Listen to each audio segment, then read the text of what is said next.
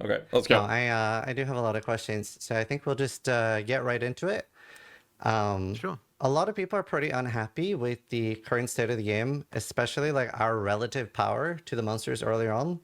And obviously, we are finding some builds that are feeling okay and that are stronger. But I'm asking, are the slower and more challenging builds the intended pace of the game? Well, I don't know that. Once again, so I mean, we get this question a lot, right? Of just the like, what is the pace of the game supposed to be? And I honestly find it hard to answer that because of the way that like there isn't really a like an obvious way to like to even quantify that, given that players have so many different abilities. What I will make like all I can say is that if people are unhappy, then we will keep on improving things until they're not unhappy anymore. Because ultimately, we want to get the smooth progression where you start the game, you feel weak, you get stronger, you get stronger, you get stronger, you keep on feeling stronger and stronger. Like you have to have that like progression where you're feeling more and more powerful as you're going through. So if you're not feeling that, then that means there's something that we have to improve and get better. Like and so like it really comes down to like, okay, if you're talking about a weaker build, like, well, what build is it? And like then we'll be looking into that and seeing what we can do to improve it. Like we just have to go through these things one at a time. So I think right now the problem is that it's almost every build this week for a lot of archetypes, and that it's more like it's definitely in the minority that people are like, oh, I found something that works. So it's like almost like the Right. reverse there. And I guess I'm curious, like what amount of time are you expecting people to take going through the entire campaign, or on your own test run, or like when you're doing test runs, how long do you take on a first campaign run? Ooh, good question. I actually haven't measured that on the current like version, and it doesn't necessarily always work that way. Like the number of times I play through the full, and when I say campaign here, I'm talking about 6 acts, not just 3. Yeah. If you're talking about the amount of time, like doing that, I might only do that like that full run like 2 or 3 times in total as we're developing a class. Yeah. Like much more often, I'm like either testing this part or I'm testing that part or whatever. And I honestly am not sure exactly what amount of time that's taking. But like as I said, I don't know that like the time. Like the thing is, the presupposition with this question is that like that we have a goal in mind for the amount of time for the campaign, and the implication of that is that the campaign itself is not fun. But it's like if that's the implication, then we just want to make that fun, right? It's like the campaign should be fun to play. The amount of time it takes, to me, is not nearly as relevant as just make it fun, right? If you aren't. I feel like a lot of people who want this question is more like, it feels like a gacha question. They're just trying to get him to say a number, and they'll be like, that's bad, or that's good, or that's unrealistic, that's so disconnected from the player base. That's kind of how I feel. Because it says to a question for the community, right? And I feel like that's kind of where that question is leading. I don't know. Having fun, we want to make sure that it is. So like that's why when we're like, okay, people are saying like we don't like the Act 3 areas, make those shorter. It's like, well, what amount of like I don't think that quantifying that in an amount of time is the right way to look at it. It's like, here are some areas that are unfun. I'll make those areas fun, and then whatever the duration of time that takes will not be bothering you, and that may result in the areas becoming shorter. But making it shorter is not like it isn't a time metric that we are looking at to determine whether or not the game is good. Is the game good fun to play? So like that I guess is kind of the way that I would look at things, and that's I think what puts us a little bit like when it comes to communication with the community, like people will have their opinion about what they think is the reason that the game isn't fun, and they might be right or they might not be right or whatever. But at the end of the day, what we're looking at is just like, okay, you're obviously having a bad time. We want to fix that. So we're going to look at like so what we'll do is we'll be like, okay, so you're saying Act 3 isn't good. We'll look at Act 3. We'll look at the reasons why it might be bad. We'll fix those reasons, and then that may or may not reduce the time. Or in this case, it definitely will. Like it's shortened it by a lot. But to me, it's like the frustrating thing is when you go down a dead end and you're like, okay, like this is bad, or and then like you have to respawn, or then the area doesn't like the area despawns and you're like you have to do things again, and that kind of stuff, right? That's the stuff that people don't like to do. And so that's where we sort of look at. And so then when it coming back to builds again, once again, it's like, okay, if you're not having fun with your build, then that is a problem. We'll fix that. But it's not like there's a correct pace for the game to be played at as such. We just need to make sure that you're enjoying yourself. Well, I guess a follow-up to that was I, along with many others, were not expecting a nerf to just how the campaign felt in general, right? In the last interview I heard, it really sounded like the intention was to target things at the top end. But there were so many things that nerfed us during the campaign here. Yeah. And well, the thing I would say about that. I would like to finish. Sure. A lot of people are really wondering. That right there. No. That's no. I've done this as well. It's really hard to do that without coming off as abrasive or rude. It's really hard to do that. I've done it a couple of times. Once I came off as rude and abrasive. The other times I've done it, I luckily have been able to do that balance. And since I've done it several times as well, and been able to balance that to not be rude. Is interrupt to rude? Yeah, no, it's rude to interrupt. I get that, but like it's like I've done it several times. I had especially the one I had with Chris Wilson, where I asked a question and he answered it, and I was like, yeah, but that wasn't the question I asked. I had to like repeat it. It's like, this is the question to make sure we got the answer right. I think it's a good approach to do this sometimes, especially in heated situation like this, because sometimes questions requires context. So I think this is really good. I like that. About the long-term direction for the game with that in mind, because they were also not expecting that. So a lot of people are wondering if the campaign, to be clear, that was going to be my question. That was not our intention. So yeah, we should be more powerful than we currently are during the campaign. Then I mean, I had this in the interview as well, where I was interrupted multiple times and whatnot. I don't know. I scuffed it up and just summed it up to them being stressed in the current situation with pushing up the content and everything, lack of sleep and all those things. That was it, because I've never had that interaction, like that experience with them before. And I think that it sounds to me like they're being really affected by the general community's outrage and the situation of the game. That's kind of how I feel about it. But no, I see what you guys are saying. I will have to look at specific cases, right? Because like that comes down to like that would be stressful. Like, yeah. Okay, so like we already did something about that, right? Where we like nerfed Monster Life, and it's possible that we'd have to nerf Monster Life again if that's still a problem. Like that's the kind of thing that we can do. But I also do want to point out that they're under a humongous amount of pressure to make sure that not just what they say, but how they say it is good, right? So there's about that as well. The thing is that like the as I said, like the first thing we heard when everyone was saying this, the first thing we thought was like, what the hell? We didn't even nerf the campaign. Like literally, that's what all the developers were saying. We didn't nerf this. Why is everyone saying we nerfed it? And so like then it's like, well, we found a few things, but like we're still looking for what those things are. And like it's not always necessarily obvious with all the changes that you make and things, because I can absolutely tell you that our goal here was nerf the I mean, they made enemy stunners, light stunners more often. I don't know how many times I almost died. Actually, I died a few times to it, where I got mini stunned when I was trying to move away from a big hit. But it was mini stun after mini stun after mini stun. And this wasn't that early in the campaign where the change was nothing. They taper it off or taper it up as you progress. Like that to me was like a big nerf to it as well.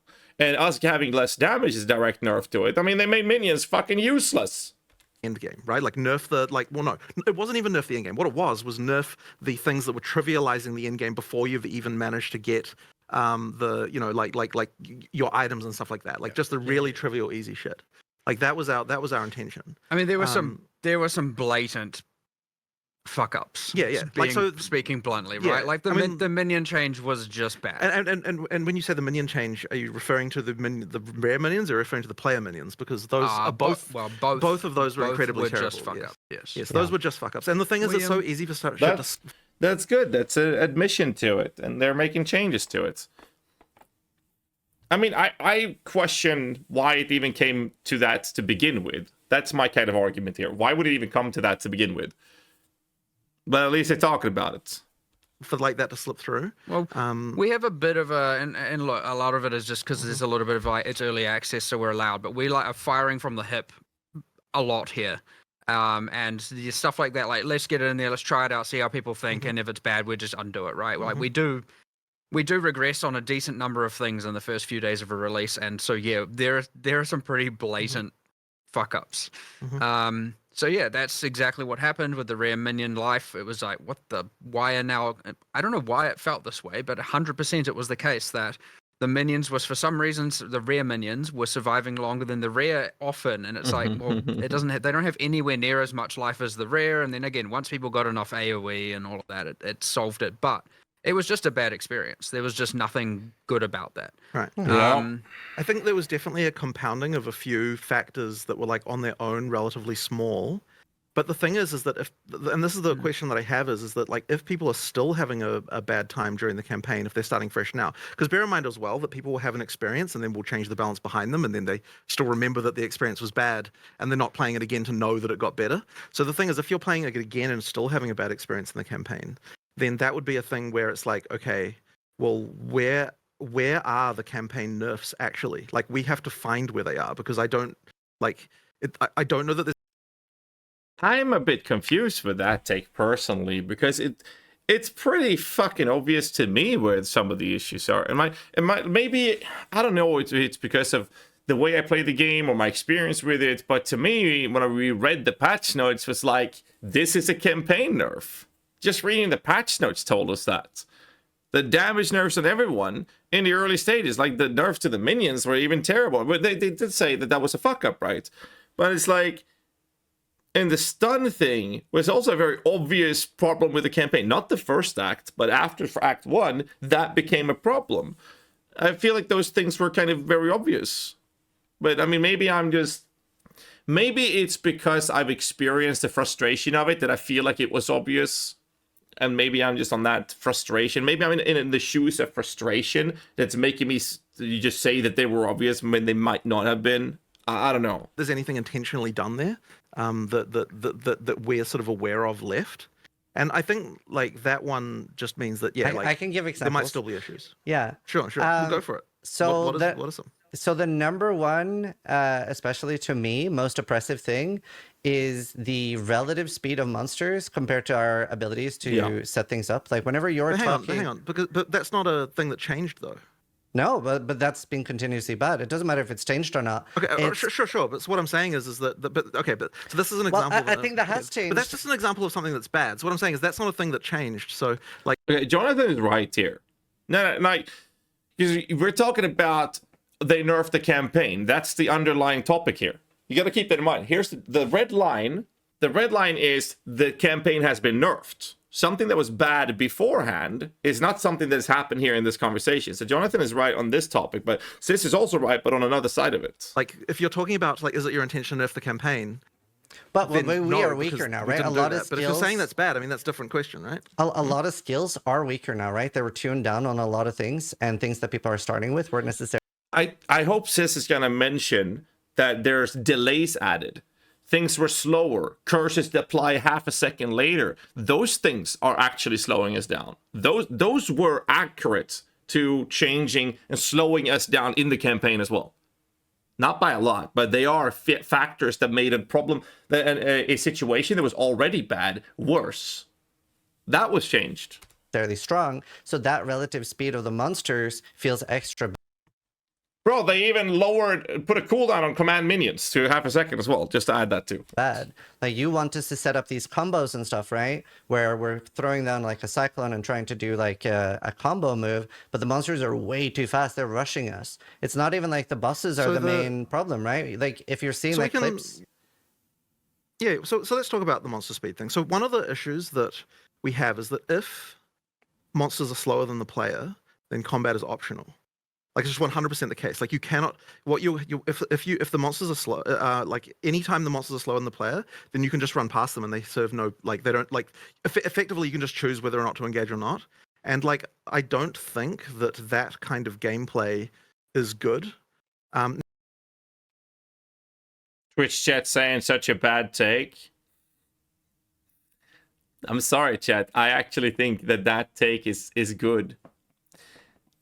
If every monster in the game was always slower than the player, that would not be a good play. Now, I'm not saying that the situation is good, because it's bad. There's a level, because there are some monsters that will rush you in a millisecond. That's the problem here. And then there's other problems that's escalating this. I'm just saying, I don't think anyone actually want the game where the enemies are slower than you, so you can just ignore them altogether. Like, that is a bad gameplay. He's 100% correct here. Now there will There- probably but be it's some not solved. areas, It's still a and the thing is, a problem. lot of the time when people talk about stuff like this, it's like there'll be a few areas that are bad. Like I know there are definitely a few areas where like too many of the monsters are fast. So the Faradin are a good example of that. Where like when you go to the the Shard? last areas of Act 2, Yeah. like the Faradin are just really really fast, and there's kind of nothing slow in the area, and so that's an example where like we probably want to make some tuning I mean, there. to get more specific, like I have someone right now literally going through the areas, all areas in the campaign, and listing all the areas that have a disproportionately high number of monsters that are too swarmy or too fast. Right. They're doing it literally as we speak. And my intention after this is to go through. And so, like, I mean, a good example is like the canopy, right? Yeah, The for canopy. sure. The monsters are real fast, and then not only that, you're in a ritual with them in a Right. tight confined space, and it just you end up in this kind of moving around with packs. So if you're not fast enough to kill everything, you just get absolutely swarmed and. Yeah. I guess I'm But a the thing, little. but just to well, just to continue with that though, I just want to mention that like one of the issues we run into is like people will say, oh, you know, like things should never be faster than the player and that kind of stuff. And it's like, well, if we did that, then the game would feel pretty lame. So it really is a question of like targeted changes, like finding where the worst things are and then solving that issue. I really disagree with that. So you were saying like if the monsters are slower than the player, then combat is optional. But like it's an ARPG. We want to kill the monsters. That's where all the loot is. That's where our XP is. Like sure, you'll have some speedrun scenarios where people are running past them. Yeah, that's a fair take usually as what ends well. up happening is that we're running past them, bunching them up in a large bunch and killing a bunch of them, and that just feels really good. That's a core part of ARPGs for a lot of people. So I don't think that being faster than the monster is as bad as you think it is. Like Honestly, that is just as good of argument on that side as the other argument of not having a fight speed optional. I mean that's just based. actively want to kill monsters. That is the entire premise. That's just based. Well, I don't necessarily disagree with you that gather and killing is fun, right? And you should still be able to do that. But I would, as I said, I don't think anything about the fact that some monsters are faster than the player prevents that. I don't think you can have areas where everything is slower than the player. Like it really isn't that great. In PoE It's a 1, tough topic. in the distant past, I like Mark's response to it. we had that problem, and it just meant that running past monsters was the thing you did all the time. And then there were some changes, like I don't know how many years ago it was, like what was it, 4 years or something like that? When was the Act 1 like thing? Like we made changes where we made a lot of monsters faster than the player, and at the time, and that wasn't negatively perceived at the time. It just made the monsters feel better that we had there. So like you absolutely can have monsters faster than the player, and I do think it's important to have those kinds of situations. Well, Like If you're it talking just about shouldn't be that it's it's just that like you need to make sure you're getting the balance right.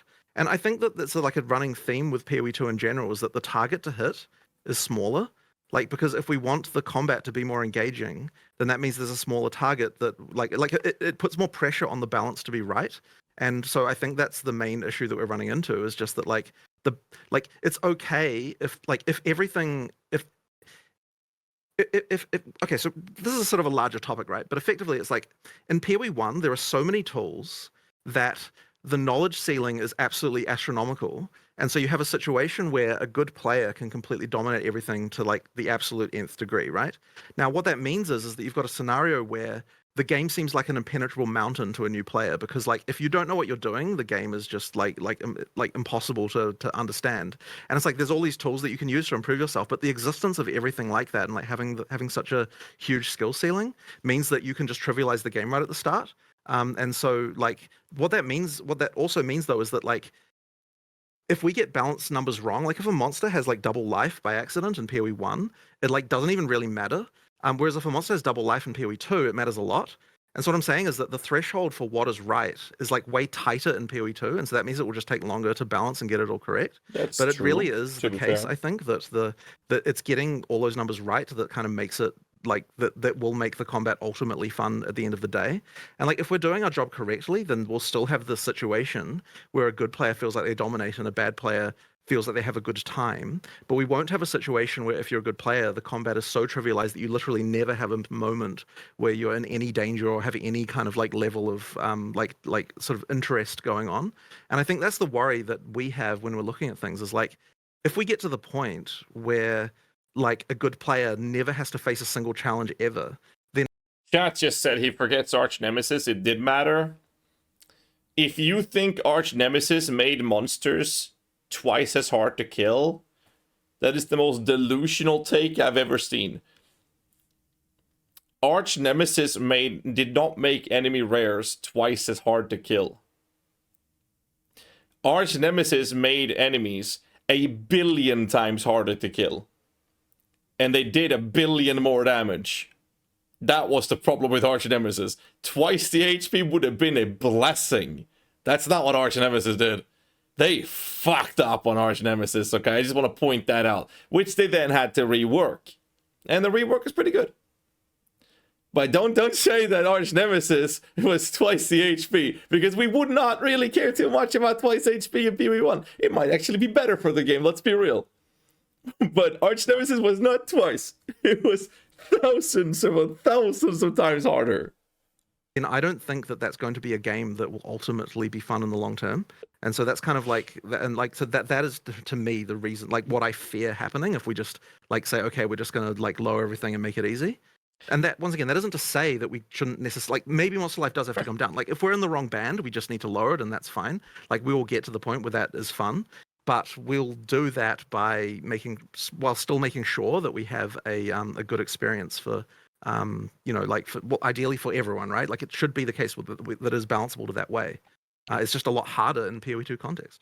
Well, I think a large portion want like bosses to be what is the challenging content, whereas right now it's almost the reverse, where there's so many clips of like people like dodge rolling away from like packs, right, and they're getting chased down, maybe not having a counterplay, and they're like, oh my god, I'm just being chased down. So, and also I sort of disagree on the Act 1 changes in PoE 1 not being negatively received. I do remember there was quite a lot of people that really didn't like that, because of what you mentioned with like the faster monsters is generally a bad thing.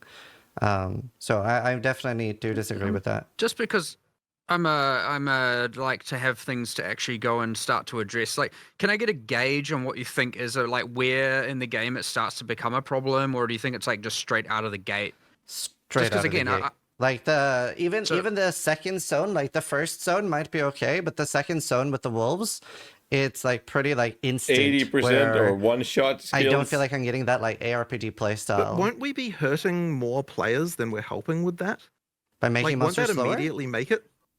Yeah, won't that immediately mean that like a ton of players who actually enjoy the game because the combat is engaging immediately, like, what, doesn't it kill the game for them? Like what I'm saying is, like, it's easy to say like, oh, you make the game easier and everyone's happy, but it isn't the case.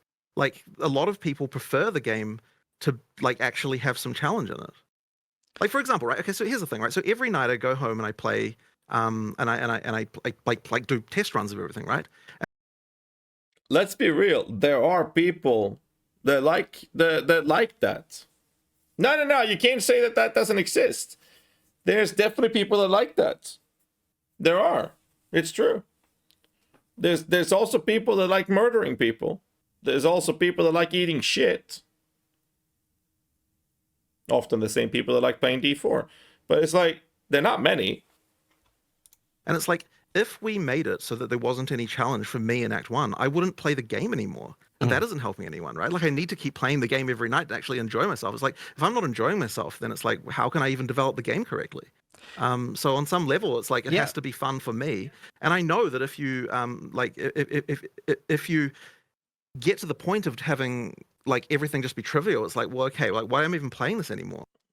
So that there has to be some level of challenge. Now, there's just a lot. I just thinking more on this specific. There's a big spectrum here. Like, for example, I know I have seen the feedback of Act 1 minus canopy and mana feel generally good on the pacing, the speed of monsters. You feel like you can almost do no-hit runs, is like kind of what people have said. And then you get to Act 2, and it's not too bad at the very start, and then you get to the like Halani gates, and it's like, okay, now everything's gone off the reservation. The Farah didn't have a problem. And then you get the Titan Valley as well. I've seen a decent spectrum like that, and I 100% want to fix that. Like, so that's why I was asking you for your example, because there's just a lot of people on the different spectrums here that want different things, and so I'm trying to understand what you know, how much we would need to change things for the discussion with you as opposed to with other players. So that's all I was asking there, because I do intend on slowing down those extreme zones, and I think there are like 10 of them. And I think that is at least something hopefully a lot of viewers are going to be happy to hear, which is like, okay, cool, they're going to address those. So the Dreadnought, Utzal, you've got Canopy, we're going to start. Those are the most egregious I'm listing. I'm not saying those are the only problematic ones. Yeah. And then you got areas like Titan Valley, which is just like riddled with annoying monsters that are just like out of control. And you got heaps of this. We start didn't have there, that and we issue keep with working Titan. backwards until we catch as much as we can. And it's going to be a lot of different changes. So one could be, okay, like, why is it that there are 6 different varieties, of which all are just, as you've, you know, heard people mentioning, Pink I think from I saw Melee, something that you had thing, which is they're playing PoE 1, I think, which I thought was a funny comparison. Yeah. Which I'm like, yeah, okay, fair enough. They need to, not every monster needs to slow down, but like, for example, some of them can be fast, and maybe the answer is, okay, they should be weaker. So sure, they engage you, but they die quick. Or maybe the answer is like, there's too many of them. And then in a lot of the cases, it's going to be like, okay, here's 6 different types of packs. Well, 6 of them are fast. Well, that's a problem. 5 is fast. That's a problem. 4 are fast. That's a problem. 3 are fast. That's probably still a problem. But 2 are fast. That's probably more acceptable. So you get 2 really slow, maybe 2 fast, 2 kind of in the middle, and you get some big slow monsters, some small monsters, and that distribution isn't quite right in a lot of zones. And so this why I asked, because I would say some zones have a nice, here are the slow monsters, and here are the fast monsters, and it's kind of cool. You get this like up and down pacing, and it can feel kind of fun, where sometimes you're on edge and sometimes you're just obliterating things. And then you get the ones where you're like, holy, I've just been zoned 3 zones in a row where I'm just on edge, getting swarmed, like absolutely. And that creates this extreme negative feeling of like, I can't do the things that my skills want me to do. And that is bad. And that I definitely want to fix that. And I want to fix that imminently. Like, I'm going to immediately get onto doing that. So I like Mark's take here. I think it's good. It's basically explaining the situation and the way they see the problem, and also elaborating on how he's going to be looking into the testing and actually solving the problem. He mentioned earlier that he has a guy who's currently doing the test to see where these things are a problem, and then he's going to, Mark himself will analyze this and look at how they can solve this. I like that. That's a really good way to approach it. It's also really reassuring for the community to hear like this is the plan that they're going for and how they're going to be operating it. So I think that's good. I like that. That's a good answer. So there is a huge range of spectrum of players that want different things here. Yeah. And I want to at least address that thing, because I know that's just bad. Like, I think that's bad for everyone. I don't think that's bad for some people. I think that's bad for, everyone. It's for a huge majority. So we can start there for sure. But to be clear, though, like we still do need to have some monsters that are faster than player. It can't be that none are. And like things like the wolves in the second area, like if we didn't have that, then I think that you wouldn't even like. I don't mind that. I don't mind that is the situation. What I do mind is a wolf cleave hitting me for 80% of my life in one hit. It's fine to have enemies hitting me. It's a problem when those monsters you can't get away from have the possibility to 1 or 2 shot you. I think that's more of the issue. I don't mind being forced into engaging combat, but I want to stand a chance. If you're a bad player, you are dying in that zone. Once again, you wouldn't get the feeling of like you would immediately out of the gate have the game as just trivial. And like, I think that really would hurt the game a lot. Like, I think that would be a big problem. So it's really just a question of like, if there are parts that are frustrating, we'll address them. But like, it isn't the case that just everything needs to be slower. It really, really would hurt. So Chat saying, I think Sis could have done a better job explaining that. Okay, so I am a content creator, in case you didn't know. Just throwing it out there. I'm a content creator. Hi, I'm Ghazzy. I'm an avid game addict. Anyways, that said, I've done some interviews. You guys have seen me with the Tavern Talk with my lovely co-host, Mr. Darth Microtransaction. Shout out to my boy, by the way. It's really, really, really hard to make sure that we pull off questions in a setting like this, where passion, investment, feelings, emotions, like all those things gets mixed up. Combine that with the pressure of doing everything live in front of an audience. It's really hard to do every question perfect. A prime example is actually one of the last interview we had with the Tavern Talk. I was asked about an example for on-death effects. And the only example I could think of was the only thing that is perfectly fine and perfectly designed, which is bloaters. And the entire topic got derailed and focused on that rather than on the actual things that were problematic, blood pools, the toxic flowers, and stuff like that. And I just froze up, and I was like, bloaters? You know?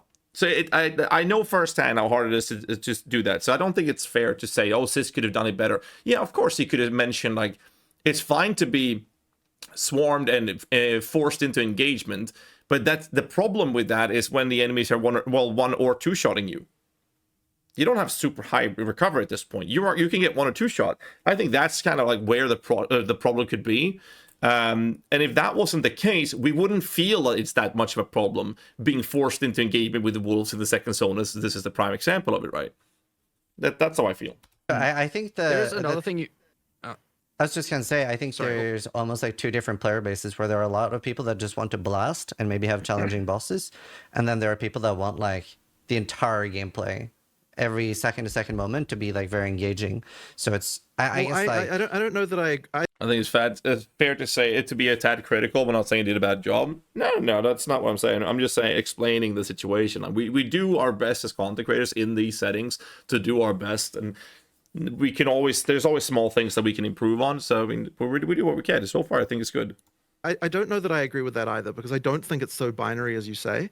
Like, there is a middle ground that will work. Like, I'm almost certain that there is, and the way that you get there is by just looking at the individual cases and just fixing every one of them until like the rough edges are all sawed off, all sanded off, and then and then it kind of works. And like, you'll get to a point where like, you just don't get frustrating experiences anymore because we've managed to sort of fix all of those cases, and that point won't be in a situation where just everything is slow. Like, we really will still have a level of engagement there. I guess the problem with everything being so fast, and part of why I pointed out like everything almost, is because it's such a heavy focus on combo gameplay right now, but it feels like the speed of the monsters are heavily incentivizing like one button builds.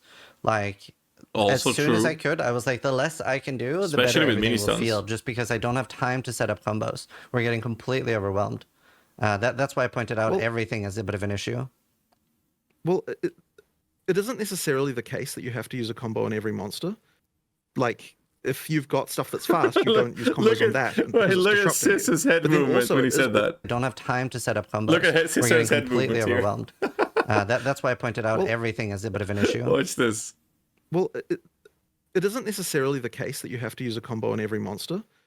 Like, if you've got stuff that's fast, you don't use combos on that. Yeah, because it's but disrupting no. it. But then also, it is also important that Oh man. the monsters do disrupt your combos, because otherwise your gameplay just degenerates into doing like 1 2 3 1 2 3 1 2 3. Like, the monsters have to be able, like, there has to be situations where your plans are disrupted in order to like have a situation where you can respond to things, like you actually get some counterplay on stuff like that.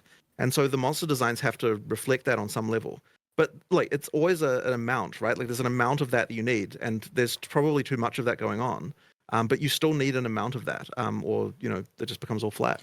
We've we've been talking about, like, look, the last few days we've been talking about some like pretty extreme considerations and things, and like, talking about the monster life is the main thing, which you could argue is player damage, right? They're obviously Monster life to is some the easiest way. degree. If everything is too weak, then monster life is the way to solve it. Oh yeah, if there's a few outliers of builds that are find the tricks to do good, then yes, it is. I bring all players up or bring all monsters down. They're the same thing. Mhm. And like, we have been talking about a lot of this, and like actually going like, what would we be willing to do here? How would we be willing to change it? What are we willing to test? What are we willing to try? And like, there's heaps of things on the cards here. Like, kind of honestly, everything's kind of been on the cards, as long as we don't feel like at the end of the day that we've taken the teeth out of the game in terms of difficulty. Like, that is what's important to us, is making the game still have a feeling of hard, being difficult. And I would say out more than just bosses. Like, it shouldn't just be that the bosses are the only thing that's difficult. Sure. And we certainly don't want it to devolve into what I would argue is, well, I know this is like way further away, but like, again, we're talking about changing. It could be changing anything here. The one thing I also worry about is getting to the thing where I would argue a lot of the difficulty in PoE 1 outside of a lot of the boss fights is just like you occasionally just instantaneously die to something and you're like, I don't even know what I died to. And a lot of that is where you get like, it isn't necessarily from monsters being too hard, and it is often from just like spam and too much stuff going on, combined with like daemons and volatiles and all of that. So making sure we avoid that as well. But it does mean in the sense that then you kind of get that like, okay, you have to have it be that you're engaging with the monsters for it to be difficult. Which kind of means monsters do need to actually pose a threat, and you need to be able to see what they're doing and react to what they're doing. Now, I wouldn't say that's universally perfect, but that's an argument for like, you know, not wanting to get it to the point where it's too much of that just like, well, I guess that's an argument for de-swarming things, as you said, which I agree with, by the way. That is like an important thing, because it is kind of getting towards that, and that contributes towards where things are slow and stuff. But I wouldn't personally argue that every zone feels swarmy.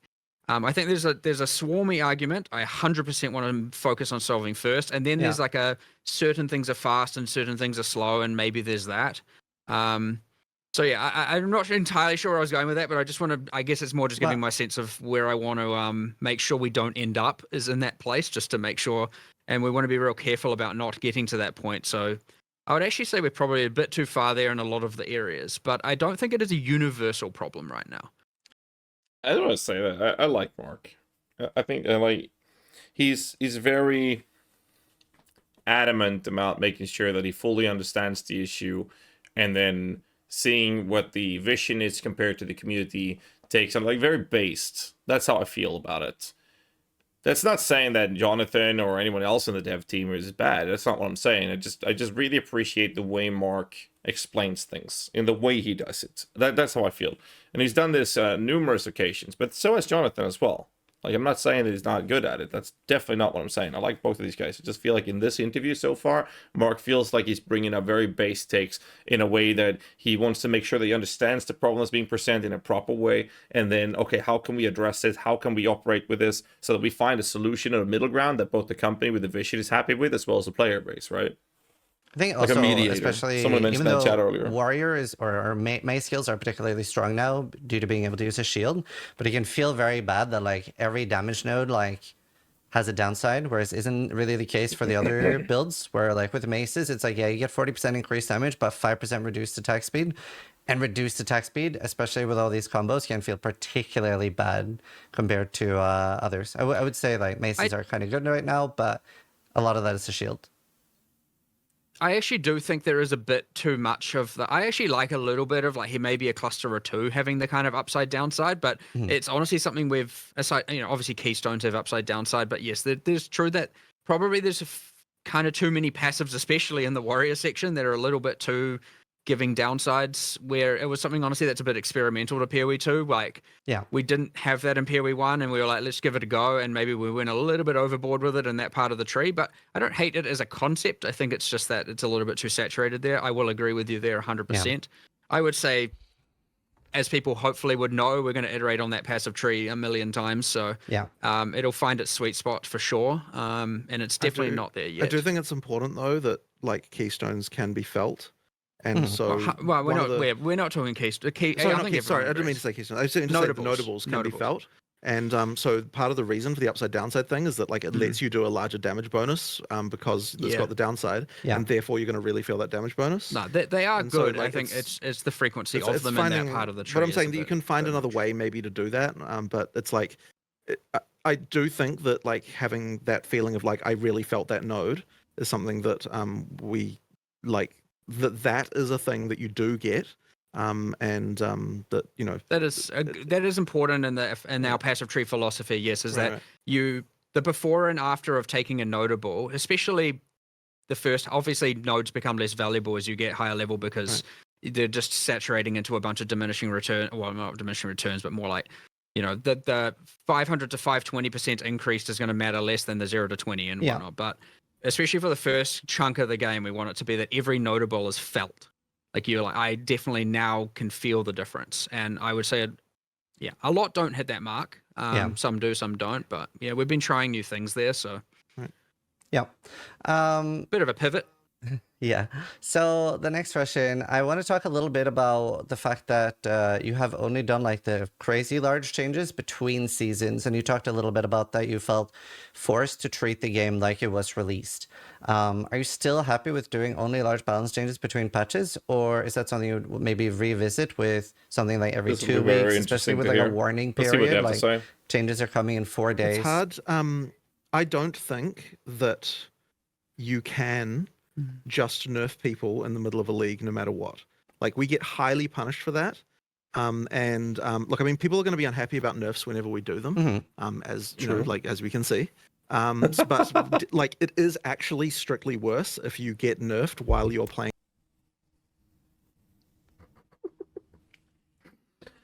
I'm gonna be honest, like a lot of the nerfs was like people did like some of the nerfs. Some of the nerfs was needed for the outliers. Well, I think that a large portion as to why people were so upset is that they nerfed everything else as well. It's like they took everything that it was outliers that we expected. We expected this patch to have a lot of nerfs, and people went in with that expectation, and we were like, yeah, that's fine, that's good, and then we read, 900,000 other nerfs that was like, yo, man, that's uncalled for. Hello? Why? Hello? Playing the game.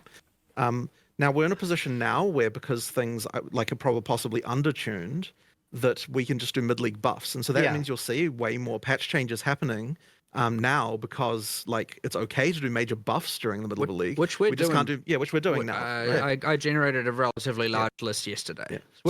Which I know we have that whole philosophical discussion earlier about player power. Well, like there are many builds, many skills Right. that are underneath, because obviously otherwise I wouldn't be have spent a good chunk of the day going through Right. and assessing what needs to be increased, right? So like I don't want it to take as like I don't want people to take away from that as being like no, we're happy with the current balance. Like obviously not. We're still going to make changes. We're still going through everything and Like the medicine has gone down now. Now we can start on all of the actual, like all of the positive buff parts. And so it's like like last season we just weren't even in a situation where we could even do that, right? Because it's like you already had we genuinely tried to. We genuinely tried to. We had this plan of like the season of buffs is going to be quite interesting. People saying make a tier list of specters. I could do that for the clicks. I could definitely do that, and it would get a lot of views. It really would. It would get a lot of views, and people would love to watch that shit. The problem is, I still have hundreds upon hundreds of specters to go through. So me posting a tier list would literally just do it. It would literally just be for the clicks. And I'm not interested in making content for clicks. If I make content, I would rather make sure that's good content. So I'm not going to make a tier list till we actually know basically most, if not all, the specters. Then I'll make a tier list for you guys. So it's not going to come. It's going to take us quite a few more days before we're done with that. Then I'll make a tier list for you guys. Because anything done before we're done with that test will not work. It will just not be good content because we might be misinforming the community. So that's my approach to it. I don't know what other people do. I know people refer to me as like the minion guy. That's what you can expect from me. So like don't expect me to make a tier list of it. It's not going to happen until it's actually ready. It's very simple. Like I don't want to pre-ejaculate on you guys. I don't have the camera to get the money shot and everything. I'd rather do the ejaculation when it's ready. Bring all the top end outliers down and then make sure everything is feeling good in the middle. And we started with the bringing outliers down. And then all of a sudden, and this is why the patch notes were so late, we were like, oh no, like we're like running out of time here. Like we thought we could get through more of the balance and start bringing more things up. We didn't get to do all that we had hoped to do. But like by that point, it's kind of too late. And so like we're going in, and then now our idea here is like, we thought we were, like literally up until the last minute, we're like, okay, we're gonna keep going. Right, let's start buffing. Let's look at weak things. And like, it just ended up being too time consuming. And so the answer here is now though, it's like, well, let's just keep going. And so obviously the first few days is really like looking at all the player feedback and going, what are the biggest problems, right? And this is where you get the Act 3 changes, you get the minion builds, you get the big things. And we are trying to address all of that. And I understand big just things. game-wide balance is a big thing. But now it's just going to be like, all right, this skill, this skill, this skill, this skill, this skill, this skill, this skill. Like, let's go. What are we changing? What are we changing? What are we changing? Going through literally every single one on every single skill tree and every single reservation. And then we're going to go, okay, well, you've still got Blood Mage and Acolyte of Chiola sitting there at 0%, 0.1% played. Okay, well, clearly not doing well enough. Let's target. I mean, come on. The change in the patch notes to the Blood Mage was like irrelevant. And when I saw Blood Mage in the patch notes, I was like, yo, look, Blood Mage getting attention. Maybe we'll see something fun out of it. And it was like, that doesn't change the fact that it's shit. That and it's just so go on funny. and just keep. We're just going to keep iterating through until we can get as far as we can, and maybe we catch everything, maybe we don't. But like the intention is to not stop just because the release day happened. Like we had a goal, we didn't achieve that goal, and so we just need to keep going. And do you have like a rough idea? Like you were saying, you were working on a lot of things to be buffed. Do you have a rough idea on how early we could be seeing those already? Well, we'll be seeing them continuously. Like okay, so this was a 2 days. yeah. Okay, Like this was a funny perfect, that's what I thing wanted. because okay, like so like one of the things I think that was majorly misinterpreted that things we're working on post was like this was the things we were working on that day. Like literally that was that day's worth of work that we were talking about. And then the next day it's like, well, now we're doing this Act 3 stuff. And like today we'll be doing a bunch of other stuff. And like, you know what I'm saying? It's like every day we're going to be like continuing to iterate and do stuff. It's like, That's so good. the idea that someone's Decent like, oh, they're not buffs, even acknowledging baby. this thing. It's like, well, come on. We've At least literally it's had, happening. like that was one work day.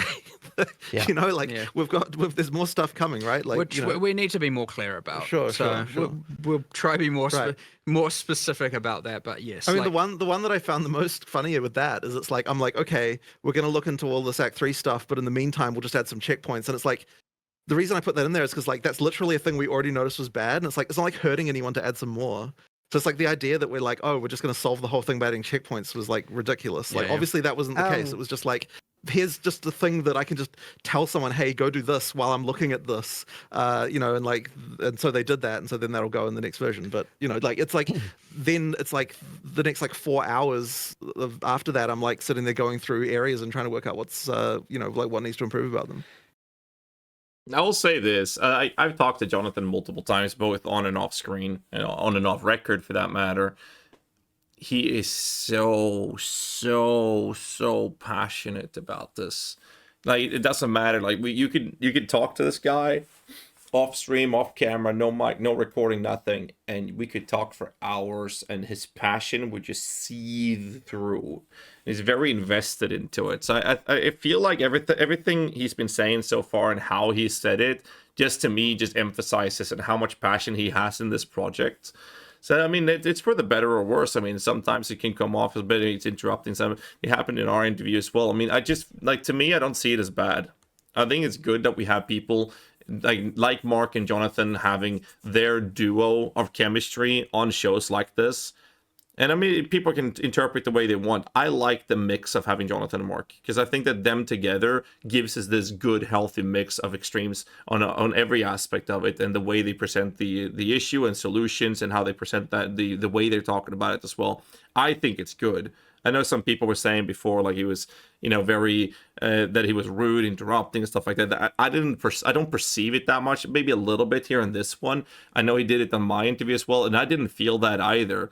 It was just about, you know, being tired or what worked and whatnot. So I just feel that, to me, knowing like my experiences with him before, just feels like it's just the passion and the investment into it. So to me, it's just good. I don't know. Maybe I'm just naive. I don't know. Yeah. So checkpoints is kind of something I want to talk about with the large zones and stuff. And you posted, you made a post yesterday talking about that several Act 3 zones would be reduced in size. But as a core idea, is Path of Exile 2 being aimed more at like doing one long playthrough and finishing up one character, rather than do like 5 to 10 characters and the people that are playing thousands of hours per year? I mean, I don't. That's once again, it's not like I'm not targeting one or the other. Like your second. I mean, like if you're doing multiple playthroughs, the game is a lot faster just due to the like items and stuff that you have. Like that is definitely the case. You know, like Well, a big thing that's missing, like making multiple characters in a league is certainly something that I expect and want you to be able to do. Well, a big thing that's missing comparatively to PoE 1 is our ability to speed ourselves up, right, on our second characters. In PoE 1, you have things like 7 step and stuff like that. And at least so far, we don't have that many alternatives for that. And our movement abilities are completely different. No Quicksilver. So even though like we can kill the bosses faster, but since the zones are so large, we can't get like the same amount of speed on our second and third character onwards that we would be expecting in PoE 1. Well, is the zone largeness issue like I mean, Act 3 was the one I would say that was like pretty obvious as far as like things like that go. But if it comes to other zones, it's just a question of what are those zones and which are the issues. And like also the other thing is that Welcome to the Thank you, sub must fall. Did all minions get buffed that is live? Yes. like generally speaking, like once you know how the zone works, there are ways then to like to know what you're looking for and sort of how to go places and what to do. Is it just me? I've made several characters to high level in PoE 2. Either I'm just washed up these days because I was there. Like, I was there. I'm getting old, boys. I was there in PoE 1 when we figured out the indicators telling us where the next zone is. I was there when that shit was figured out. I was there when Carve went through the fucking these different areas and made videos about it. I was there when the theory of which type of tile your character's left foot stood on in the Solaris temple to get to piety would tell you which fucking direction the stairs was at. I was there. I haven't found a single fucking indicator in PoE 2. Either I'm just washed up, or there are no indicators in PoE 2 to where the zones are. Some areas might have, like, it's usually on the right side, it's usually on the left side, but not always, but usually. I don't know where the fucking zones, like, where the indicators are. Maybe I'm blind. That's So how I to the feel extent about it. that isn't the case, that's why like when we're looking at that's why when we're looking at Act 3, it's not just make this zone smaller. It's like what's actually the reason why a player who is experienced is not able to find the thing that they're looking for, right? And that's where we come to like, oh, there's this whole area over here that you could just walk down and you have no idea whether or not that's important or not. And so then you end up doing that and it just wastes a bunch of your time. But like the intention is to make it so that like if you know what you're doing, then you know where to go and like you don't have a problem with that.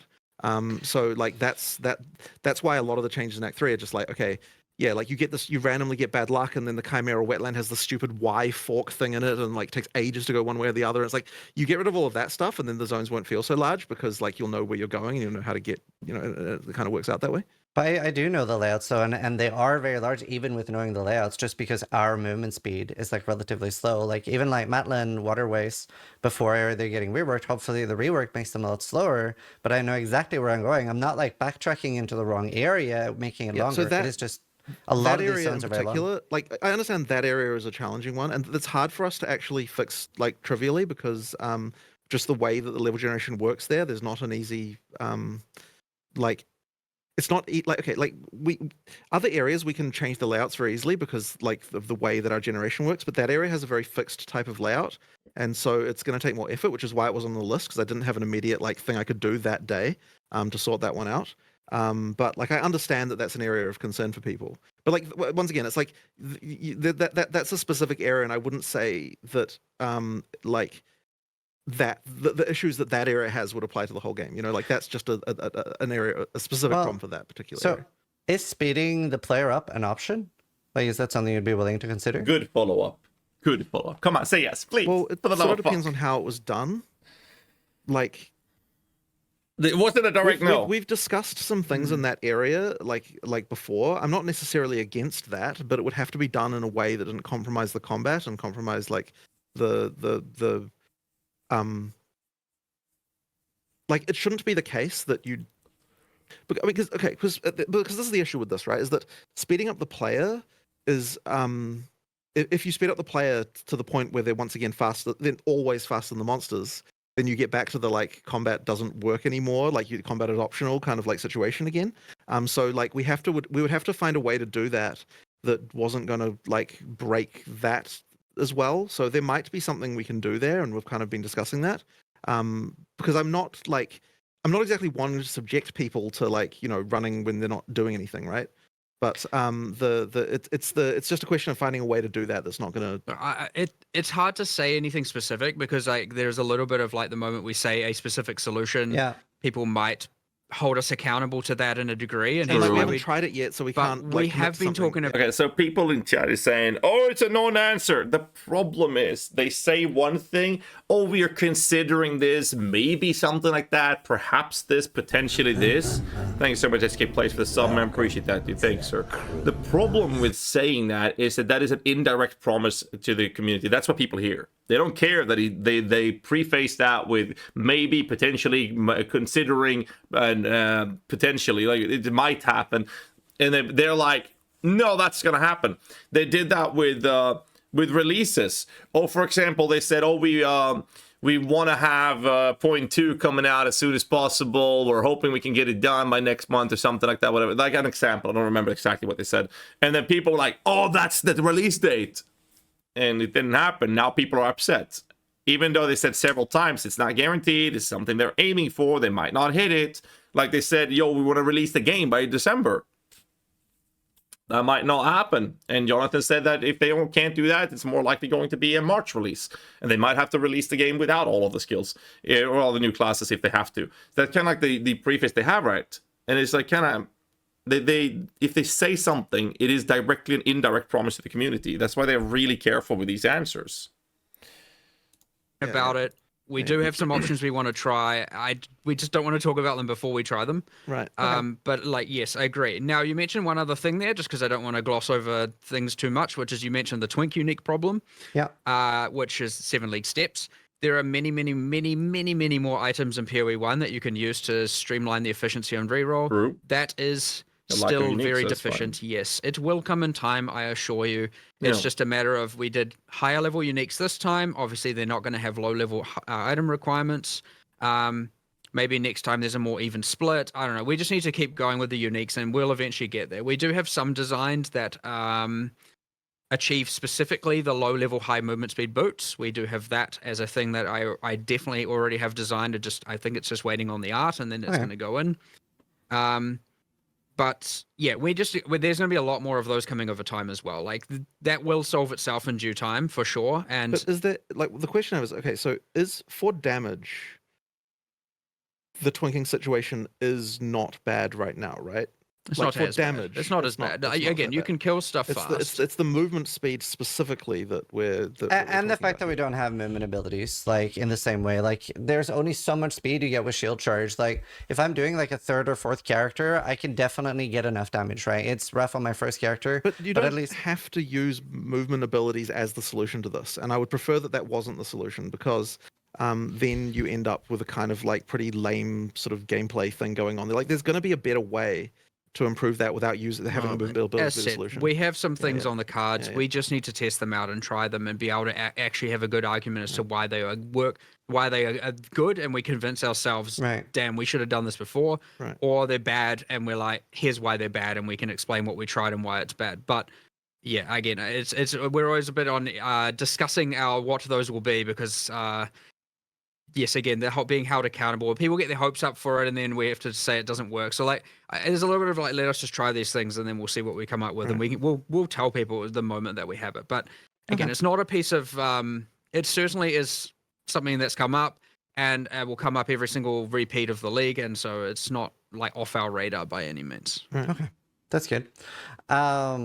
So obviously a bit of a different question, but on console, debuffs have the option to be at the bottom of the screen. Could that be a toggleable option for PC? Yes, please. Just can be rough to like I'll look move into your that. eyes. It wasn't on my radar. We might be able to do something. We like that. have a full You know, this topic has been brought up so many times in the PoE 1, and it still hasn't happened. So I'm not sure what the plans are.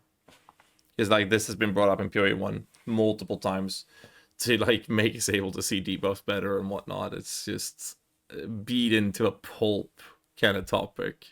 buff UI rework going on at some point soon.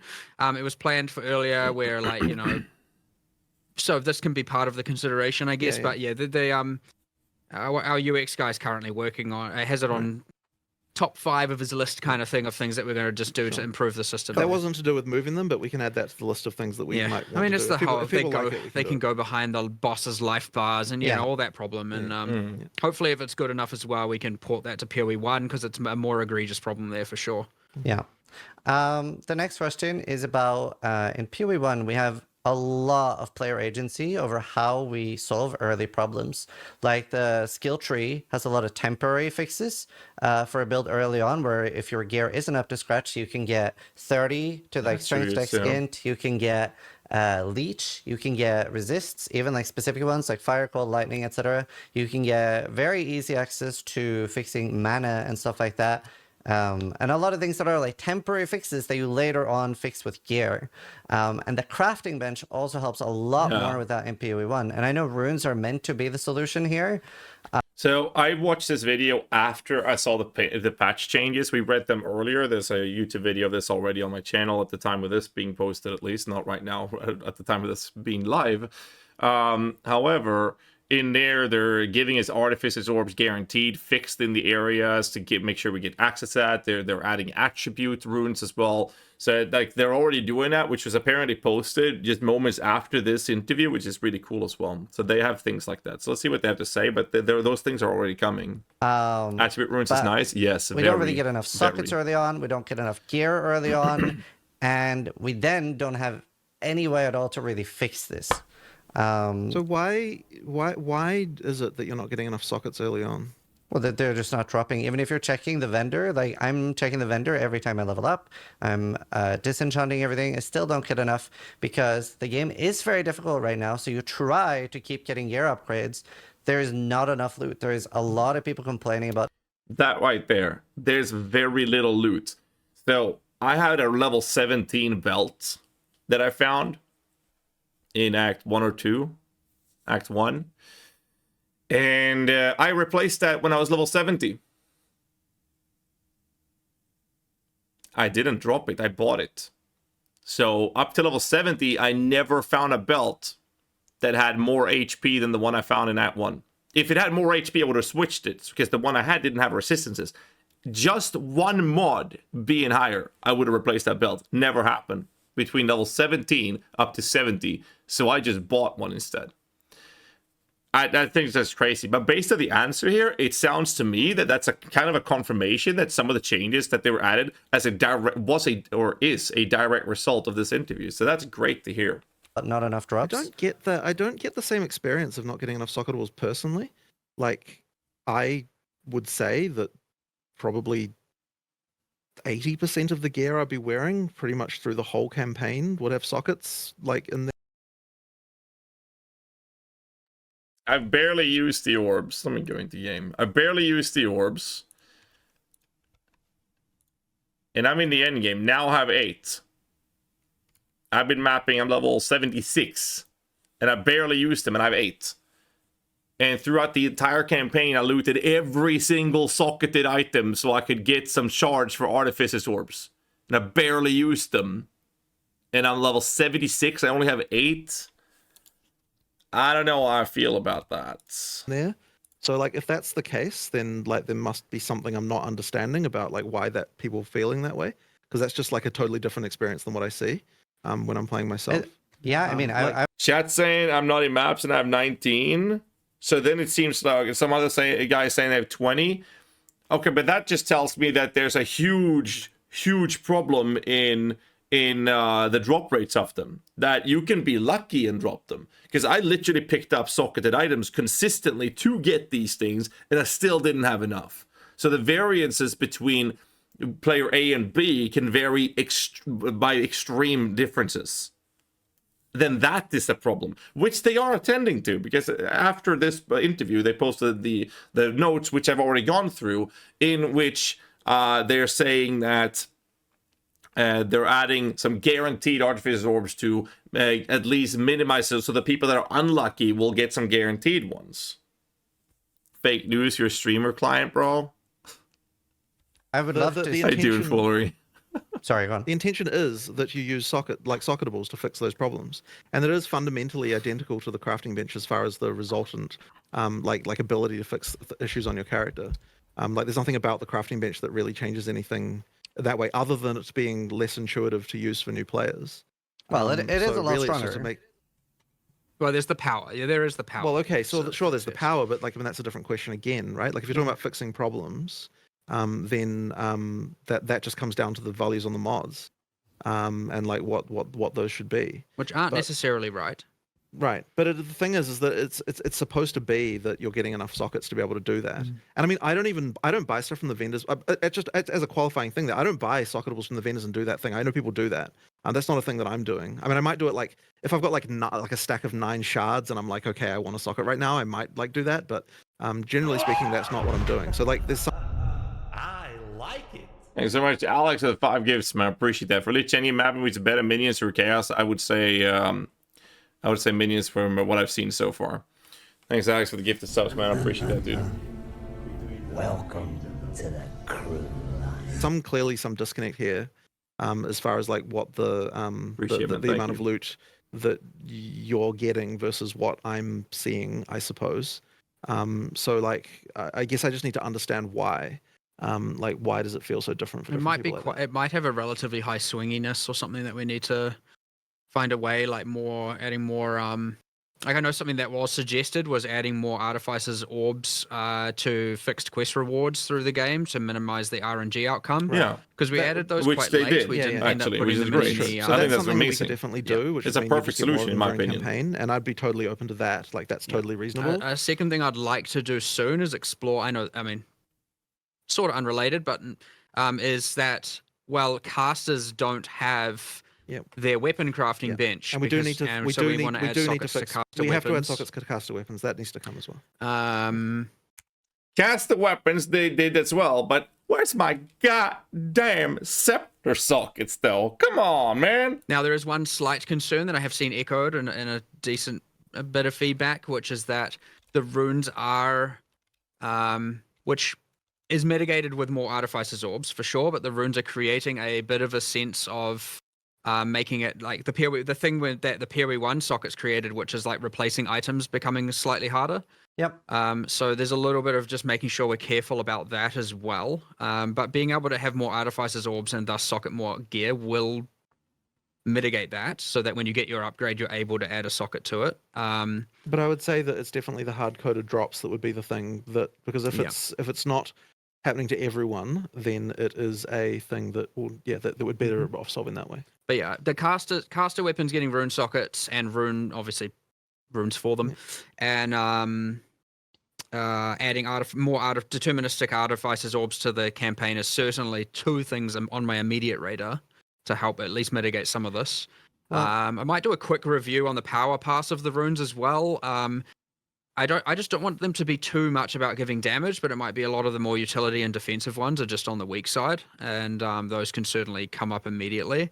Well, the problem that you have, once again, is that, like, so I sort of mentioned this earlier, but if the tools that you have are too powerful, then the people who know to use them Yeah. are benefited to a larger degree compared to the people who don't. And what you're doing there is then you end up in a situation where content will, be like, it's just a new player goes into this and it's like, well, I didn't know about this, and then like you get screwed over. And so like things like even nodes on the passive tree can be this way, where it's like, okay, well, you had to know to pick this, and if you didn't know to do that, then you're screwed, right? Like that's the kind of thing that's like a bit of a problem.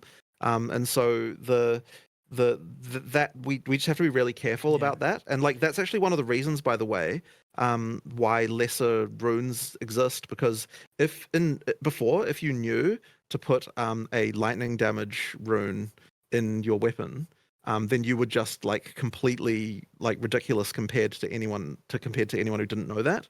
And so it's like you've got like, it shouldn't be that just a single, like there's a tool like that which you just with knowledge alone, it's like you're completely like you're completely overpowered compared to other people. So you just have to be like, we just have to be really careful with that stuff. Well, It's important. It's also oh no, you go on. it's just important to make sure that the solutions are very front facing, because Right. that passive tree stuff, in PoE 1, sure, I agreed, and it seems obvious to a bunch of people, but then also there's two problems going on there in the PoE 1, which is it adds to a sense of complexity because it's like, here are the things you must know before you start playing to have a good time. And I know that's one small piece of that puzzle or that problem. And the second thing is, in looking at PoE 1 from that crafting bench, is that the crafting bench is in your hideout and not in any town, which I agree is a downside. Ideally, it would be more in your face. And so like a lot of people just forget to use it and forget that it exists. And that is a thing where, like, again, if you know, you know, and you have a good time, and if you don't know, you don't know, and you like suffering. So whatever the solutions end up being, we definitely need to make sure are like very front facing in your face and are like, here's clearly the very intuitive way to solve these problems. So that's just an important piece of like philosophy we need to make sure we maintain. A lot of that can be solved by through quests, though, right? You can have an NPC early giving one of those like runes and even telling you like, hey, chuck this in your weapon for more damage if you're using a bow. Well, it would. I mean, surely, if the runes are there to solve problems, then ideally we're not telling you exactly which one to use, right? Because it should be dependent on what your problem is. But we do need to make sure that people have got enough Artificer's Orb to make sure they can do that. That's the main thing that I would say.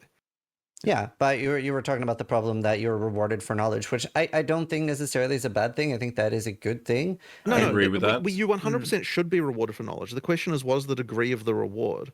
Because if it is as high as like the point where, you know, just knowing this makes like doubles your DPS, then like that means that, you know, like the way it means that the balance has to be, like surely like monsters would have to be harder if that was the case. And so it's like, I don't think that can be something that like we don't want to have to make the monsters harder. So therefore, like we have to just be a little bit careful about that. There's a fine line there for sure. Right. But yeah, there's some improvements around here to be made, and there's some good takeaways from that anyway, right? Like when the determinism for sure. And I think it's also a matter of like, okay, I think there is a guaranteed rune from Ogham Village. Maybe that's too late.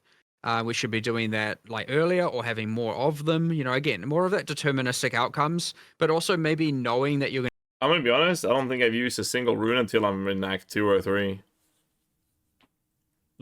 Partially due to lack of artificers and whatnot, but I just do not use runes until that late.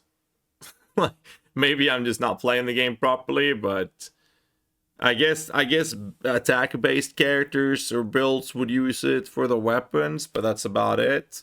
Because like I'm switching my blue item for another blue item, then I'm switching my new blue item for a new blue item. As soon as I find someone that has a little bit more life and resistances, you just ignore that entirely. If you have attributes, that's great, and you'd rather not switch those away. But with the addition of like attribute runes, that might change a little bit. But yeah, I'm always saving for better gear. That's kind of like the boat that I feel like I'm in as well. Going to get that in but that's because of the lack of artificers, or maybe that'll change now. I don't think we quite have that displayed. So it's like you know, some of those like world map icons where you go and get a specific reward aren't. It's not necessarily explaining to the user what they're going to get, and so they might just be like, it's just another one of those. I don't need another tier 4 skill gem, but they don't. That's because maybe they think it's that. So yeah, bit of information improvements and a bit of just like some power adjustments, some more determinism, especially with Artificer's Orbs. I actually 100% agree with that. I think if we hadn't have added that system so late into the development, we would have actually put that more throughout 100% anyway, so we should just do it now.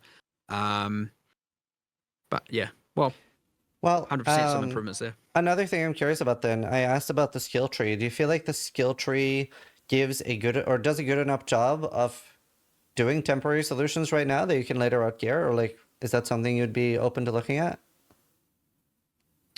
Well, our core philosophy there was that the gear should give you base stats and the tree should multiply them, which makes the tree implicitly worse at then solving the problem. So the intention there is that now whether or not I would say we haven't really rediscussed it since then. I still believe that's a great thing to have. There aren't the other thing that just as a side note is that there aren't runes that give you attributes, right? Correct. And so that means that you can't solve attribute requirements. That's something that I brought up that we see. a bit ago, but like we didn't have time to look at what the implications of that were. My sole fear with that is that it means that it is even harder now to replace an item with Right, another that item. is the concern. Yeah, it is. That's why Um, like something like 30 dex, 30 strength, etc. was obviously very nice in PoE 1. And it does feel a little bit like, oof, I wish I didn't have to take that, but that gives you like incentive to fix that through gear later. And obviously we have so much resist on the skill tree in PoE 1 too. I remember like, because the first time I played PoE 2, we didn't know anything about the skill tree and stuff like that. And I remember thinking I was in like Act 2 somewhere, and I hadn't pre-planned my day. I hadn't like looked at the data mines or anything like that. So I was like, okay, let's go look at the skill tree where the resists are, because I'm like 10%, 15% on the different res, so I'll pick up 15 on the skill tree. And there was just that one in like warrior left start, and I was very surprised for that. So like, what's the reason for not having that much resist on the tree? Because once again, as Mark said, the tree is the theory of it is that the tree enhances what your items are doing, in order to make the items. But I mean, look, there's something to think about again. Like Yeah, there might be something to that we should be reconsidering. Yeah. Like we'll 100% go have a discussion about this afterwards, Right. for sure. Like I certainly have a whole bunch of thoughts on this real quick, and I definitely want to go over it and just reevaluate this, because like we did make a lot of these philosophical decisions, right? We were like, tree should multiply, obviously aside from attributes, and gear should give the base, and like, you know, because an alternate solution might just be that the resistances given by the runes are like way too low as well, right? Like that's I certainly, definitely think so because personally. if you think of like the tree for one on obviously PoE 1, and you combine that with the crafting bench in PoE 1, like the amount of resistances you're getting there, even from the lowest tier crafts and the tree, is enough to certainly be able to solve any problem. So there's a little bit of just like making sure we don't want to make it too trivial. So well, the other thing as well is that the monsters are balanced, assuming a different amount of resist than they were in PoE 1. So that like changes things a little bit as well. You know, like the expectation is not that you have like high resistances through the game necessarily. Like the expectation is that the expectation is that you should be able to get through from merely overcoming the negative resistances you get from going through the acts. Like if you're at 0%, you should be like that should be enough, and then any improvement you have over that is supposed to be just like something that's making your character better. But if the monster life or monster damage is not calibrated correctly, then it won't feel that way to the player. But like that was kind of like balancing around 0 was like another idea that we had to try and make it so that you always knew the amount of resistances you were supposed to have. Like being that like if the number is red, you need more, and if the number is not red, then you have enough. Like that was kind of the theory in order to make it more obvious. Like what people are supposed to do there. The other thing about the tree that can be a bit tricky here is that when you have that problem, like you probably have that problem immediately, where you're like, oh, I'm dying to all this fire damage. I don't have enough fire resistance. The answer can't be like, okay, I need to look at my tree and get some fire resist, because that's too late, right? Like you need to solve this problem more immediately. Right. So having a more immediate solution is ideally what it would be. So ideally there you'd be like, okay, I'm going to swap this item for this item, or maybe put this rune in, and now I might. It's funny, Last Epoch actually has a balance surrounding this approach as well. Having more resistance is good, but having 0 or a little bit positive is more than enough to power through the campaign. It's later that you're going to want to get your resistances up, and even then you're not super enforced to have a capped res. And I think that's a really cool change for PoE 2 as well, and Last Epoch already does that. I understand there's a level of like, obviously they're good at forward thinking problem solving, but like when you're like in the moment and you're like, damn, I'm struggling right now. What am I going to do right now? It needs to be a more immediate solution. And that's where the passive tree solves it in one regard, but doesn't solve it in another regard. And it's important that, yes, the runes are there to solve that problem, and certain items are there. And sure, it's easy. It is not necessarily incorrect to say that those tools aren't as readily available as they should be. Yeah.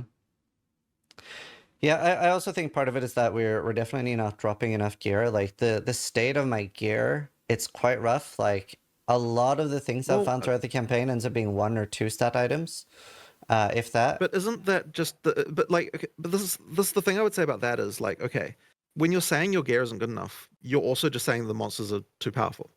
Like it can just be the monsters. Like I don't think that it needs. I don't agree with this take. I feel like, okay, I need to get my words right here. I think what Jonathan is saying is absolutely correct. It is absolutely correct.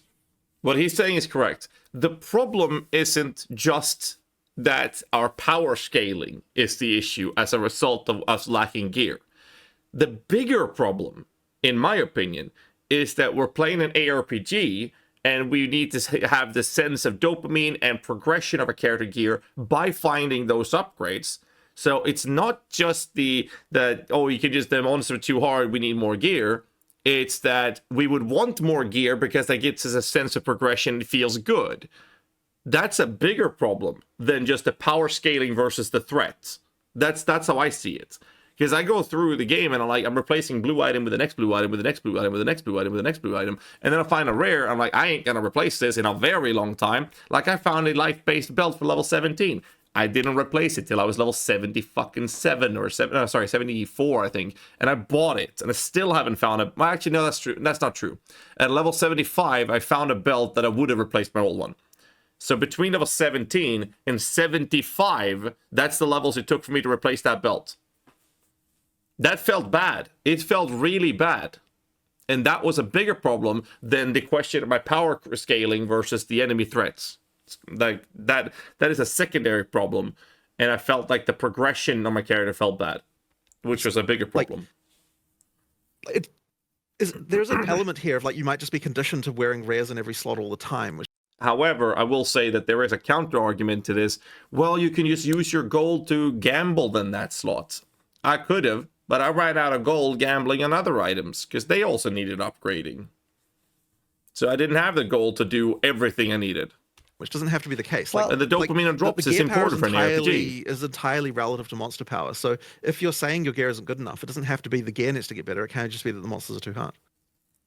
Sure, if you're talking about also like damage and like I said speed, but okay, can you give me an idea then? But when that's do you important think though, because one of the things that PoE 2 has gotten us is that you're not just saturating on rares like halfway through Act 1 anymore. Like you actually do. And what that actually means is that you have situations where you change from a rare to a magic. In some cases, you're like changing around your gear through the campaign. And it results in way more like gear upgrades as you go through the campaign. Like there's way more often because, you'll downgrade to a blue, but then you'll find a regal and you'll upgrade it and then you'll add some more mods and so on. And like the amount of gear changes that are happening through the campaign is very, very high.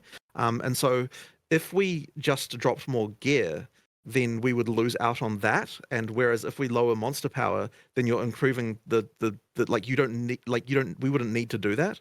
Once again, that doesn't necessarily say that the gear is in exactly the right place. But what I am saying is that like it isn't just buff items. Like a question for chat: yes or no? Did you ever change a rare item into a blue? Because I don't think I have ever done that actually. I know that the game offers the possibility to do it. I'm just curious if people actually have done that. Because I've done it once or twice, mostly with rings. I had a life and resistance ring that replaced a rare ring with worse stats. I've had that happen. But for the most part, I don't think I've ever done it. I've changed the blue weapon. Yeah, okay, so some people say, there's a lot of people saying yes, but it's rare. Yeah, I was just curious. Like it is a question of player power relative to monster power. But the thing is, like, we aren't switching out gear a lot, though. I think a lot of us feel like we're like finally finding, let's say, like a glove with 60 life and 15 fire risk, and then we end up keeping that all the way until maps because we aren't really finding anything else. We have very little currency to craft with and stuff, and a lot of people also reported finding like a large chunk of the majority of their currency in Act 1, where maybe people will find as much as like 3 to 10 exalts in Act 1. And then find 0 in Act 2 and 3, so it seems like very, very... Yeah, I had that experience as well. I can't really explain why that would happen, because like the gear, like the way that loot drops doesn't change. The only thing that changes is the number of magic and rare monsters that exist. And so over time, the amount of loot you get increases through the game, just because the number of rare and magic monsters increases. And due to the way the currency drops work in PoE 2, the more of those you get, the more rare currency you'll get, which means that like it'll just feels like you get more currency. So like that isn't a phenomenon that I understand. Cicerin just said that you got less currency. You should be getting more currency as you go through the acts for sure. Like that is as far as I understand. Several Thankfully, times I've been joking about making new characters to farm currency, and a lot of people like said they agreed. So Thankfully, we can relatively easily, if we need to, pretty much after this, add some logging for that and go and see what's Right. actually happening. Because But that is unusual. Like I can't explain why that would be the case. I concur. There isn't. It shouldn't work that way. It shouldn't be that way. So if that is the case, which isn't necessarily true, but it could be, we should never. We're never going to rule out any bug or unintended thing where we can get some logging for that relatively fast and just check the data and actually see what's happening. But I also do want to understand why some people feel like they get a lot of currency and others don't. Like I just don't understand what can be the responsible for that. Because RNG? Maybe? It's like, I don't know. I wouldn't say that. Same I wouldn't thing with say the that art. every time I want Same 6 thing mods, with I can get them. Same argument for the artificers orbs. Some people drop a shitload. Other people drop nothing. I just feel like the variances are so large. But I would say that I'm using exalts like all through the campaign. I'm using regals all through the campaign. I'm like rolling like from up from whites to rares like pretty continuously as you're going through. So like there's something odd about it. Curious. Chat, I have a question for you boys. And for YouTube, for those of you watching this on YouTube, let me know in the comments below on this answer as well. So, in PoE 1, I loot every blue item. I mean, every blue item. To sell. If I have enough in Wisdom Scrolls, I will identify them to sell them for the currency. In PoE 2, I don't actually loot the blue items to disenchant. Like, I don't know why, but maybe that's my issue. I'm not live on YouTube. No, I'm streaming in China. I'm not able to I don't have the settings I need to stream on YouTube, so I'll do that when I'm back from China. So, and I also have a tendency of selling them for gold so I can target gamble with the gold for like scepters and whatever, right? So I'm curious. First question is, yes or no, do you even loot the blue items to sell or disenchant? That's my first question. I want to see chat, and let me know in the comments if you're watching this on YouTube later. Okay, so kind of mixed in the chat right now for those of you watching this on YouTube. The Twitch chat is kind of mixed. So a lot of people looting them, but some people saying no. Okay, follow-up question then. The other question I have, do you disenchant them or sell them for gold? My answer is I sell them for gold to target gambles. So sell or disenchant? Oh, wow. So the majority in the chat is saying selling for gold. And it sounds like, based on Jonathan's answer, that he is disenchanting basically everything. Because if you do disenchant everything, you actually do get things that you can use for crafting. A lot. So maybe that's just a perspective issue of general gameplay with how people play. I don't know. I'm just spitballing here. That I need to understand. yeah, I mean, even like I would say myself, I got very like few regals and stuff to use. Like definitely was not on the rich end during the campaign. Well, how many is a few? I'd say through the campaign I dropped probably 4 regals. Well, hang on, but we're not talking about dropping only. We're talking about disenchanting too, right?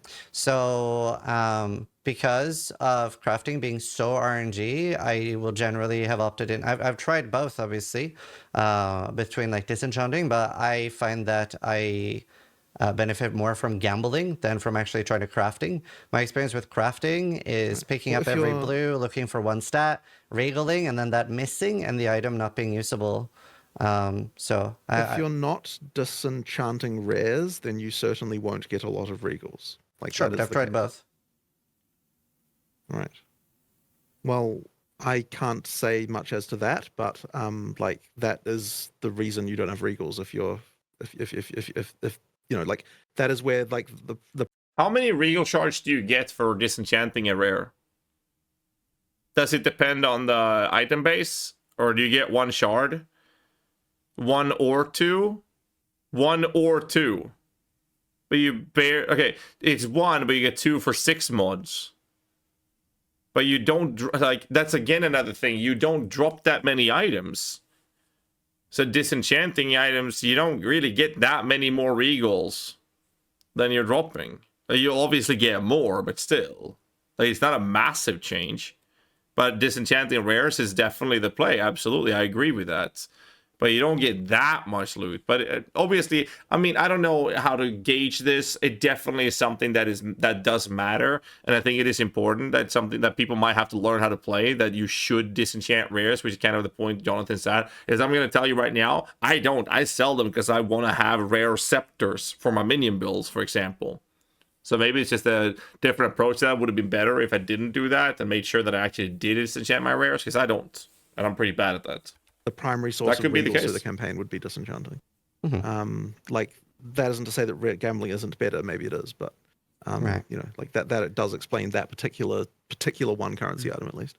It's also quite a few alchemies and stuff as well. Yeah, alchemies are kind of not really intended to be that common anymore, because the intended way to go through to rare is more via regaling. So like alchemies are like relative, like the alchemies are the kind of like, oh awesome, I got an alchemy. That's like a kind of that's the uncommon thing that you do occasionally, not the like kind of common workaday crafting that you're doing all the time. So like yeah, it should be that the regals are the primary source of crafted rares.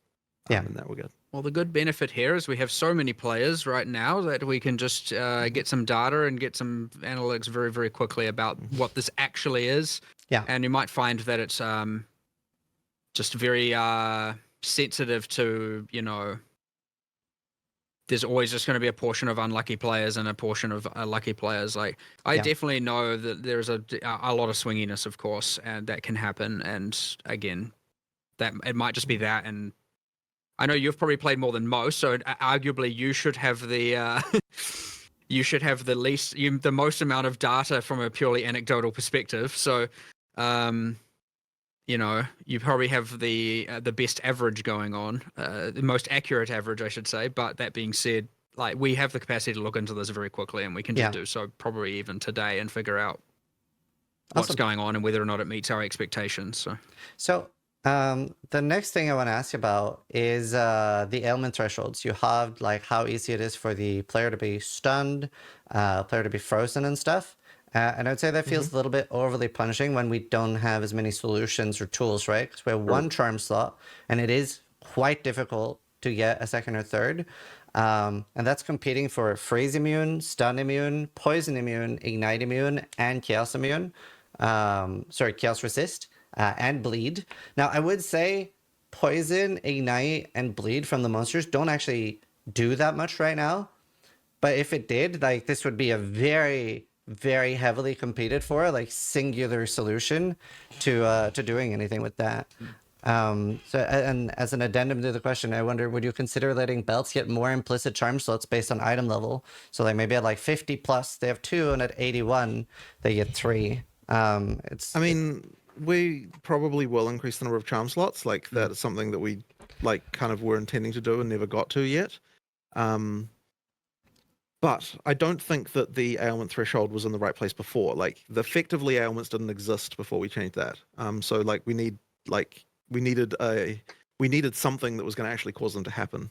Like, you know, during the campaign before, you got frozen like 3 times the whole campaign. It kind of was a bit. It was a bit silly. Do know we didn't actually universally double the stunning. I know you mentioned that, just to clear. It was ailments that changed, not stunning. They stun you more as things get higher level. The expected amount of stun threshold you should have goes up. So it's not, but it's pretty minimal throughout the entire campaign. Okay. But what we also increased is the you gain a bunch of stun threshold when you get light stun, so you have way lower probability of getting stun locked. But then I would also point out, like, some of those charms just suck because it doesn't even mitigate the stun that stunned you. And that is just something that we were like, we initially did, and they were like, oh, we need to change this. And then it just got lost in the weeds. So like the other thing is changing those, and I know the resistance ones work this way as well. Like, those just need to also cancel out the thing that caused it. Or mitigate the thing that caused it, and those where some do and some don't. So that needs to change 100%. And then, yes, we need more slots. I think we're actually going to support up to 6 slots. That isn't to say that everyone will trivially have 6, but there is UI for it. 6 is only 6 is a thing you might be able to do with uniques and stuff like that. It's not something that you get. But it was certainly our expectation or intention, I should say, that we give out more slots so that people are running more. Like 1 is not what you should be running. Like 2 certainly at high end minimum, and like probably 3 and like sometimes 4 wouldn't be unreasonable. Okay. But it's interesting that even the ailment threshold change we made has not really affected most of the ailments that you just said. Like you just were saying that, like, you know, that bleed, poison, and stuff are not really doing much yet. And it's like, Yeah. like that wasn't even like, even halving that number apparently wasn't enough to make those be a thing that you need to care about. Like only Frozen is the one that really kind of changed, I think, and like for the most part that you actually notice. The stun thing is separate; it's not part of the ailment threshold change. Yeah, I The mean, stun but part if is they annoying did as do a fuck, lot of in my damage, that'd opinion. be very overwhelming right now.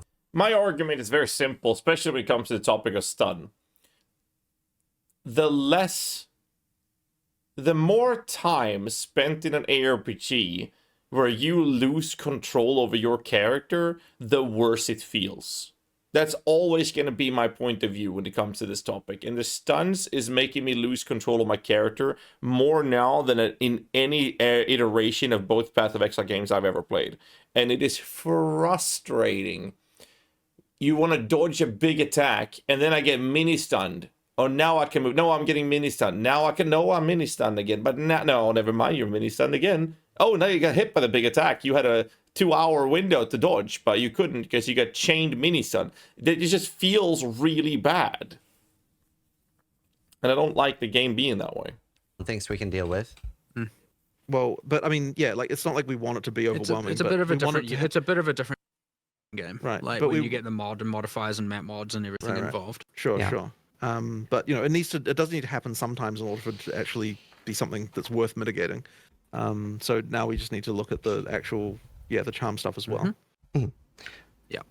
And do you think the implicit will be tied to item level at all? So it'll be something that you don't necessarily have to do a crazy investment or I path don't, on the tree? I don't know what the answer to that is. I have to think about how we want to introduce that. Like that is a one way. I mean, but there might be other ways. I just have to look at that. The other thing is like charm.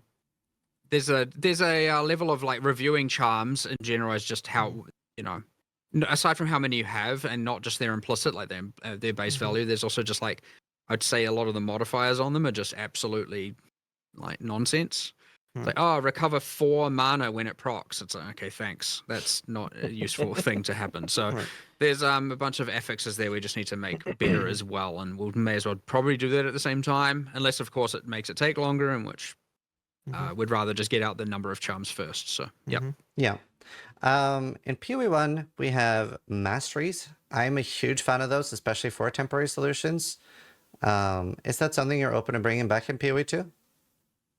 I'm not a huge fan of them because they ended up devaluing the notables a lot. Like the notables became really bland when masteries were introduced, and it's like, and it also means that like the where you are on the tree didn't matter as much either, which like kind of wasn't amazing. So I think that we like prefer to have it be a situation where the notables are more interesting, and I do think that in PoE 2 the notables are very interesting. Like it's something that like I think that is notably good.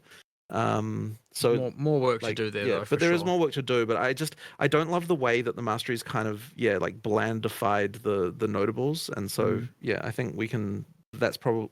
I think I prefer it. Just putting the power in the notables rather than the masteries. But I don't feel like they're directly competing at each other, right? You can still have like really interesting masteries and notable.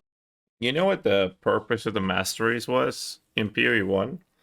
They were supposed to give us the more interesting effects of the cluster were supposed to be moved over to the masteries so that your trees wouldn't be all so similar in PoE 1. That was the purpose of masteries. They failed on this consistently, creating mandatory masteries for some builds, but you still, despite those things being mandatory, you still had the it is, I would say, enforcing feature, but heavily incentivizing to go to certain notables either way.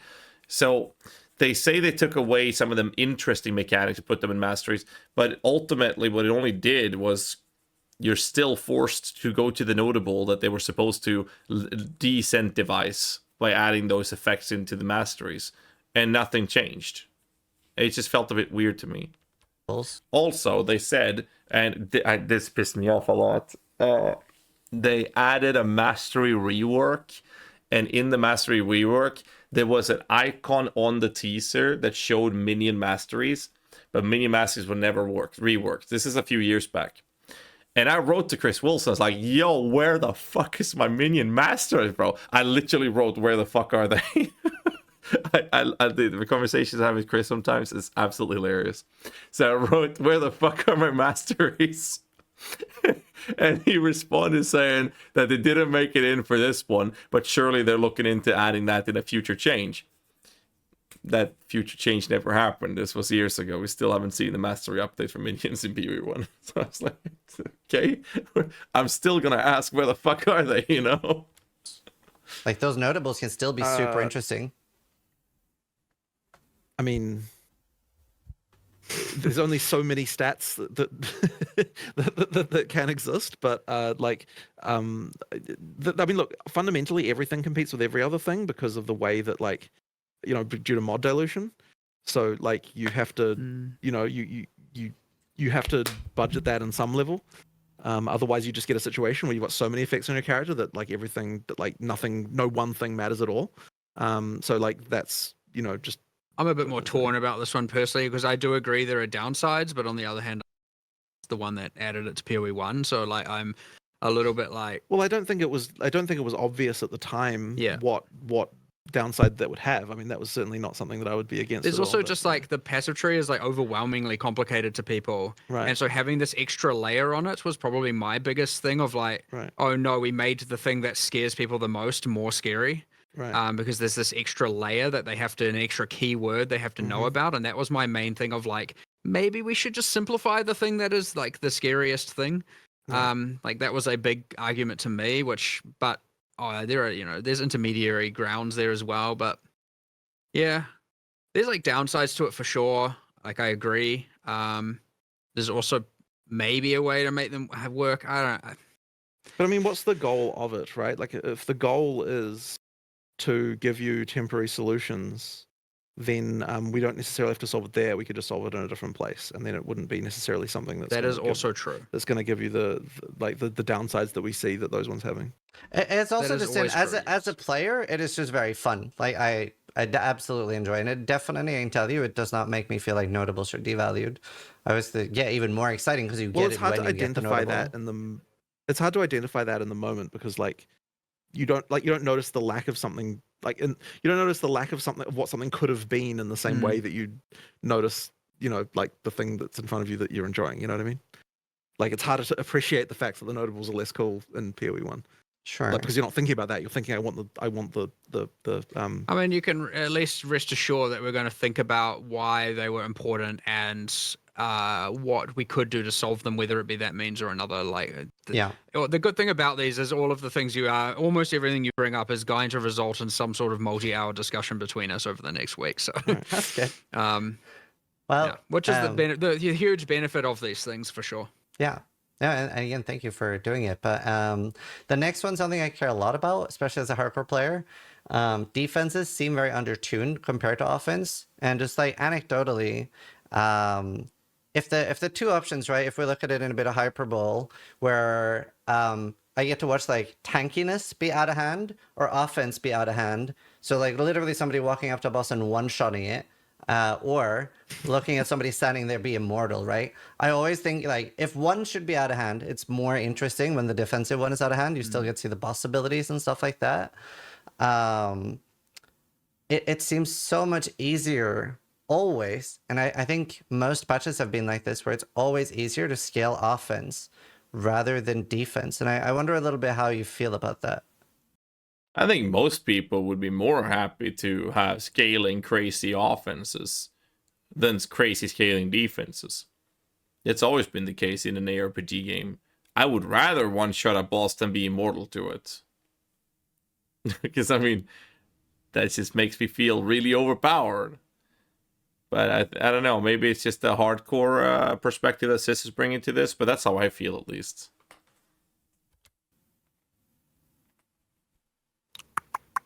Well, you're not wrong that often the best defense is stacking all of the damage. Yeah. I mean, we've suffered from this for a long while. It is ultimately a consequence of just having the game be like, again, talking about the hip firing and things be a bit unregulated with respect to the levels of uniques and builds and stuff going everywhere and hard to think of it all. And like, but it is generally true that we have more offensive. I guess people find damage in general to be more fun as an investment avenue. That for is sure. the real thing, is that most people would prefer to invest in offense generally. I Like, agree is with that. mostly the case. But then shouldn't defense be even more encouraged then for the people that want to? Because even as a hardcore player, I almost feel like it's the opposite. Like anecdotally, for example, for point one, and full disclosure, I have not been able to get to Arbiter yet, right? We're very early in the league, so I don't know if you made them do less damage. But in point one, other people were doing some testing, and I asked softcore players to try a little bit. And there were people that were getting one shot by Arbiter moves with 15k life. Some that are like kind of hard. So as a hardcore player, what I felt like then, I was like, well, since I can't really tank, like there are multiple moves here that I can't tank, not just like one big telegraphed one shot, but there are multiple here that I can't tank. So what I did to prepare instead was I went in with so much damage that I just one shot the boss. Which is a little bit deflating for me. I would say Arbiter was one of the least fun bosses, whereas I would way rather go in and be so tanky that I can make a few mistakes, and then end up leaving. It's quite hard to split the difference between being tanky and being immortal. Like, surprisingly hard to get that right. And when I say that, it's because you can regenerate life very quickly. And so if you don't die, like, okay, and the other thing as well is that boss abilities that do those big hits take a long time, right? And like the bosses often can't hit you again immediately afterwards. It's like they'll do their big ability, and it's not like it's going to just immediately follow up with something that's going to chip you down either. So Yeah, like, but if we you can't fail, tank them. no, but what I'm getting towards is that if if you don't have something that's going to do a lot of damage at the for those big hits, like, we just have to be very careful, because like if like let's say that one of those big hits did only, like, you know, a third of your life, you know, something like that. I don't think that then the boss would ever be able to kill you ever, because it would have to effectively be able to do three of those, like, of those things before you can regenerate them. So what you're really asking for, and this is something we discussed a lot in the past, by the way, what you're asking for is for a more attrition-based gameplay style, like a more MMO style like thing. So yeah, and what you're really saying then is that you want flasks to do way less regeneration, and you want regeneration to be controlled way more in general, and then have a more attrition-based gameplay style. And that kind of just isn't a PoE way of doing things. Now, like, I mean, that could be a thing we could change to. Like, that would be an option that we would have, but it would be like, it would be the balance change of the universe to do something like that. Like, it would be a complete redesign of all the damage and like bosses and like the whole way everything works. Like change to more attrition style would just be like a you know, an apocalyptic level of balance change compared to what we have, for sure. I mean, I'm not 100% sure I agree with that. And I was going to ask, do you think the goal of a difficult boss should be to kill the player or to deny the player the loot? I don't understand what that means. So when you're leaning more towards attrition-based gameplay, right, you're recognizing as a player that you've entered a fight that you're maybe not fully ready for. You're maybe getting the boss to 30%. You're not able to finish it. And you're like, I have to leave. I have to leave this fight. I'm not strong enough. As opposed to punching the player with death, you're already just taking away the loot anyway. There's not an XP loss anyway at the moment. I mean, that's, I guess we're not thinking in those terms at all. Like, we're just like, but okay, sure, you're talking, okay, like, so okay, so that question, I would say, only makes sense in an attrition based gameplay context, which is not what we have. So like, it kind of means that like the boss doing abilities to be able to, like, to the boss trying to win is, or like, and trying to kill you versus denying you the loot isn't a different circumstance unless there's attrition, which we don't have. So like, you know, it's so what I'm saying is, so what are you not agreeing with then? Well, about Well, I think you do have attrition-based combat on a lot of bosses, right? Because there are many of the like campaign bosses that don't necessarily have. Act 2 endgame boss Jamanra. Know what my biggest issue is with that fight? If I fuck up in the first phase, I have to use too many life flask charges. And what then happens is I enter Act 2, or the phase 2 fight of it, and I don't have flask charges to handle making mistakes in phase 2. Now I clutched and one-shot that boss, but I had, what, 10% life and no life flask charges for like 2 minutes. Well, 1 minute of that end fight. I had to learn real fucking fast to dodge the guy's abilities. And I clutched it. I was dodging shit perfectly for 1 minute straight. And it was fucking crazy. And it felt good to kill it that way. But I was punished for very severely for making mistakes. So my life flask was already out. The guy already did abilities that would just do tons of damage on me. Like 70, 80, 90% of my life went down. And I then recovered with flasks. But I ran out of flasks so fast that I was struggling. So at that point, I was like, I had no choice, but I cannot get hit by this guy anymore. And I was able to pull off the fight and do it. But I was already punished, and the attrition was already there to the point where, like, as soon as I was out of charges, like, I had to play perfectly or I was done for. One-shots. But even just on, like, as a Viper, as an example, right? I was having a, like, quite long fight because I wasn't particularly powerful at Viper. So I think I had to reset 7 times without it killing me, but 7 times before I was able to actually kill Viper on my build because I was running out of flasks. And you don't have a good way to regen them during the fight. So I'm not, when I'm talking about attrition gameplay, I'm not talking about that. I'm talking about attrition in the sense that your life pool is something that goes down over long periods of time rather than something that moves around. Well, it effectively is through the flask, right? Well, yes. Like, I was no longer able to recover. So yes. Like, they're talking about attrition in 2 different perspectives. That's the problem here. But yeah, I agree with Sis on it, but I also feel like what Jonathan's saying is accurate, but they're both on 2 different aspects of the topic. To the extent that we have attrition-based gameplay, the attrition is through the flask. You are correct. Like, attrition via flask is what we have. What I'm saying though there.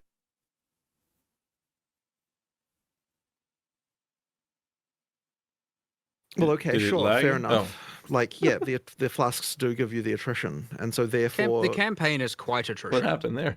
It's just that this kind of cap comes off, so to speak, at end game, where like it can be very It's certainly the case with a concept like Leech that the moment that a boss can't one-shot you at all, which.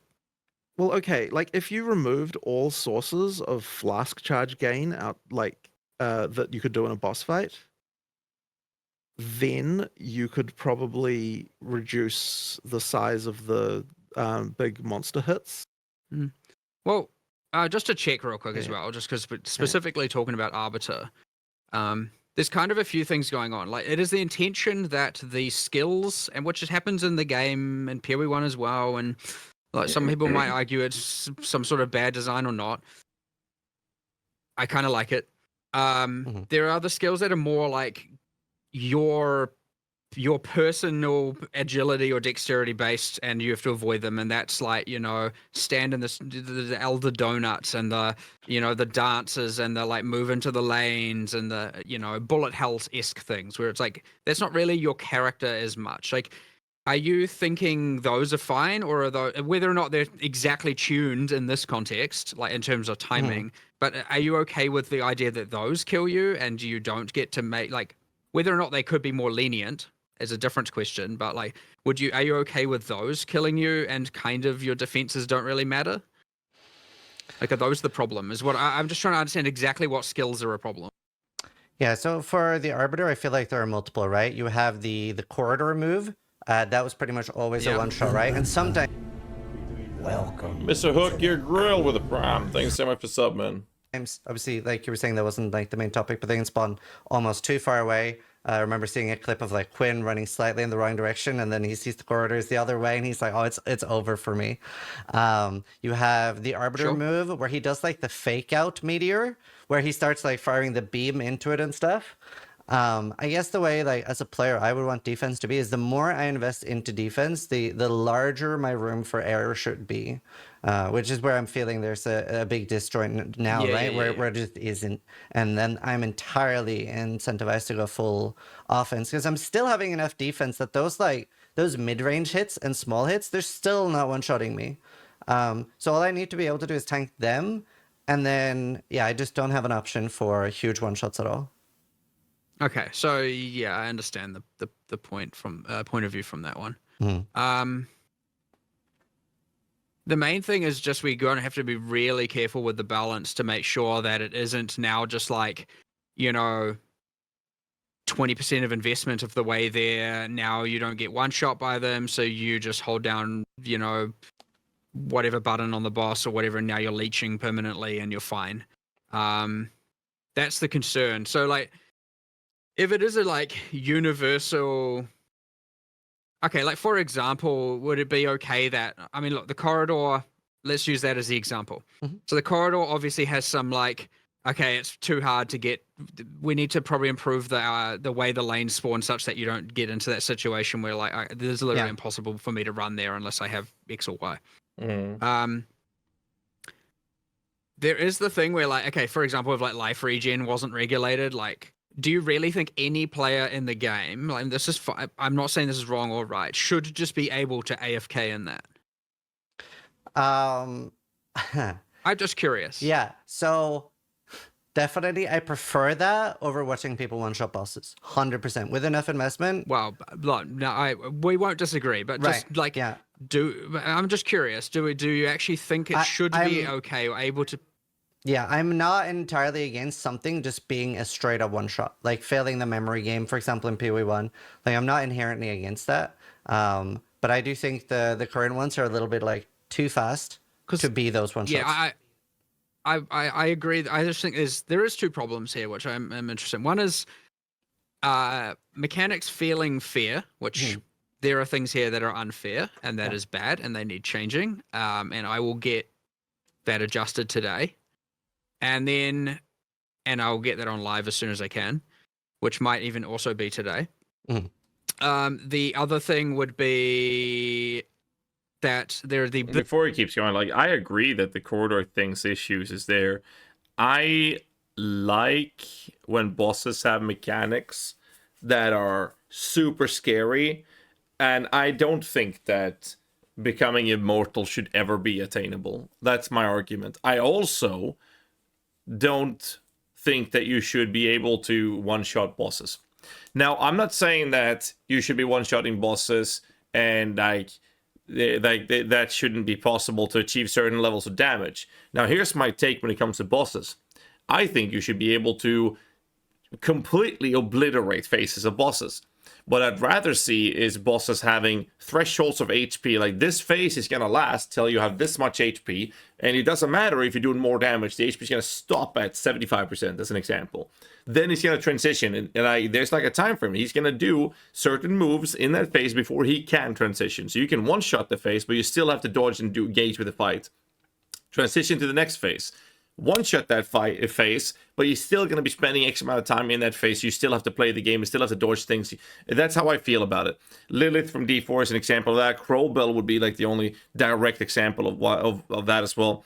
That allows you to minimize the time that you're fighting the boss, but you're not just obliterating it in 2 seconds. That's my take. I know not everyone will agree to this, but that's how I would prefer to see it. That way, you're not limited in your damage output, but you are forcing endgame bosses and pinnacle bosses to actually be fought and engage with the mechanics. So that way, you are not attaining. It's not attainable to completely trivialize an endgame boss fight by damage. In the same argument, I don't think it should be attainable to be completely rendered immune and be immortal in the same sense either. That's my argument, at least.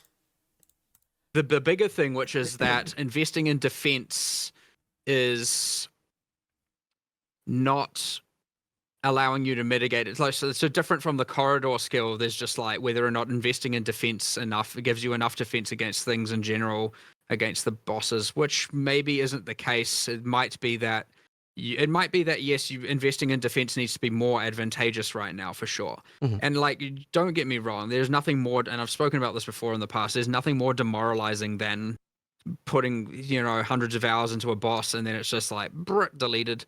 And it's like, oh, great. That was.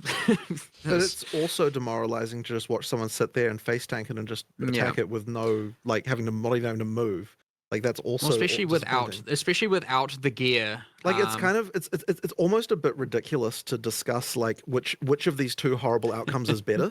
Like, you know, like, surely the actual answer that's is fair like, as neither well. of them should be Both happening. takes are bad. No, You know? I agree. It's just that it's pretty rare that we've seen defense be the really OP one. That's all, right? Like, we very often see offense. Maybe it is, but like, I think that's probably also a lot around the fact that people like building glass cannons. Like, that is a thing people just like doing. And so, true. like, the amount of incentivization, and so then there's the issue of like, well, I mean, let me put it this way: even if right now, and I don't know whether this is the case or not, like, it probably isn't, but even if defense was overtuned compared to damage, I think that you're still not going to incentivize people to do that until you get to the point where they're immortal. Like, I don't think getting 80% of the way to immortality is actually enough even for people to still not want to build glass cannons. And so you kind of got like that issue of like, it's just really, really hard to get that balance right. So the, like, and that isn't to say that we won't try, but I'm just saying that like, it is people, there just tends to be an erring on the side of offense for that reason. And I don't think either immortality or insta-killing bosses is right. So like, you know, the people probably concentrate on the damage more. Yeah, especially, I mean, we have a bigger problem, especially with just in general, just thinking about it, like damage also now resulting in crowd control amplifies the problem even further. Yeah. Because that having the boss be heavy stunned and or frozen or whatever, like majority of the fight is just even more. I got ads coming, by the way, in 15 seconds. I'm going to pause the video. We're going to continue after the ads are done. If you're not a subscriber, hold on to something. And, yeah, I'm sorry, but I'll pause for the ads. Let's see.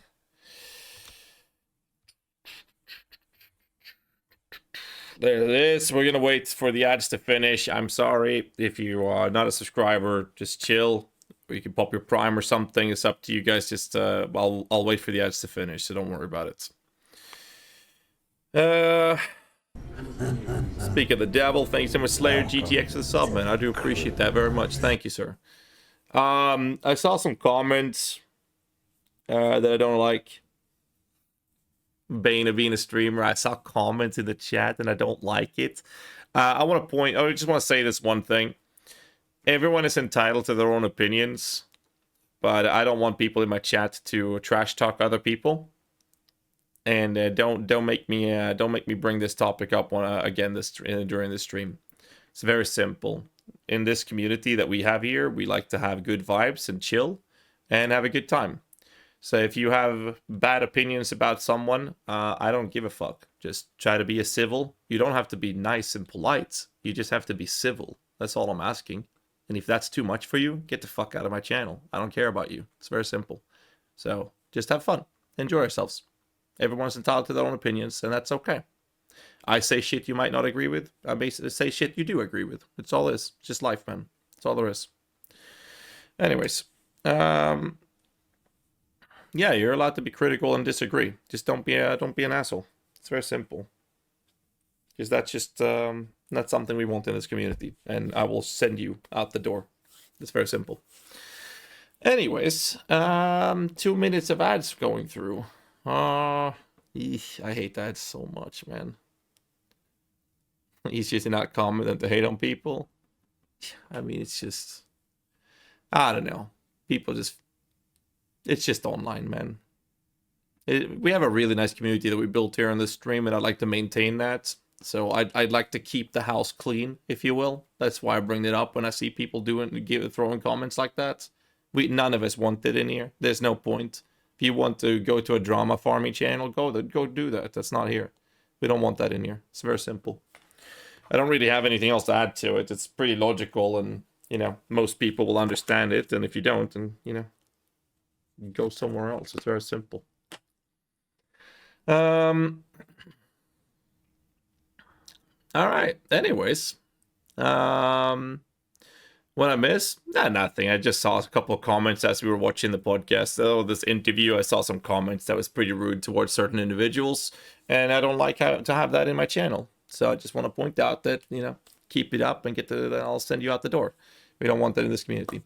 Anyways, we have 1 more minute for the ads to finish. Dude, I can't stand the ads, man. The Twitch is forcing us, dude. We have to choose between pre-roll ads, which is the worst shit ever, or we have to play 3 minutes of ads, give or take, every hour. I think I have it every 50 minutes or something. That way I can snooze the ads without pre-rolls ever going in, which is really fucking annoying. It is what it is. Most of the streamers do the 3 minutes an hour.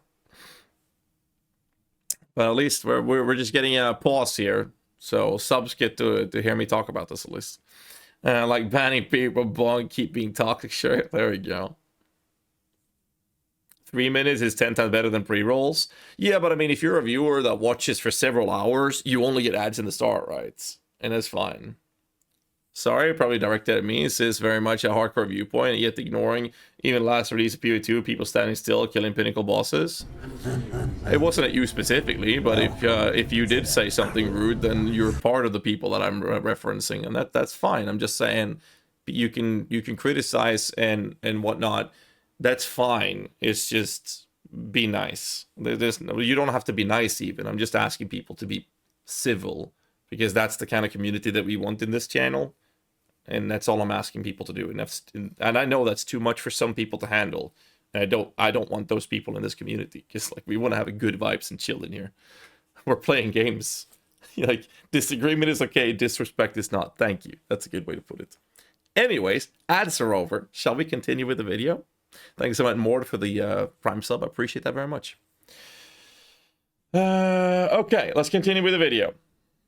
More of a reason to just go ballistic on damage. Yeah, there are problems here, 100%. I'm just thinking of random other things that. Well, yeah, I have other questions. Josh, Slayer dropping a 10 bomb in the channel. Well, thank you so much, dude. God damn. About defense as well. So armor break, I would say, like, effectively disables armor, right, as a defense for hardcore. It's sort of like when it comes around, it kind of like shuts down your main form of defense. You're feeling like very tanky if you do invest into armor. Well, ideally, I do still armor needs a buff. Yes, but very much. I guess the problem I have with armor break and fizz overwhelm in PoE 1 is that it's just so crazy to me to have something effectively shut down your defense from time to time. So yeah. Welcome to the crew. Thanks so much, Red I Vex. like my silence. I love 0.203 guys less than 3D.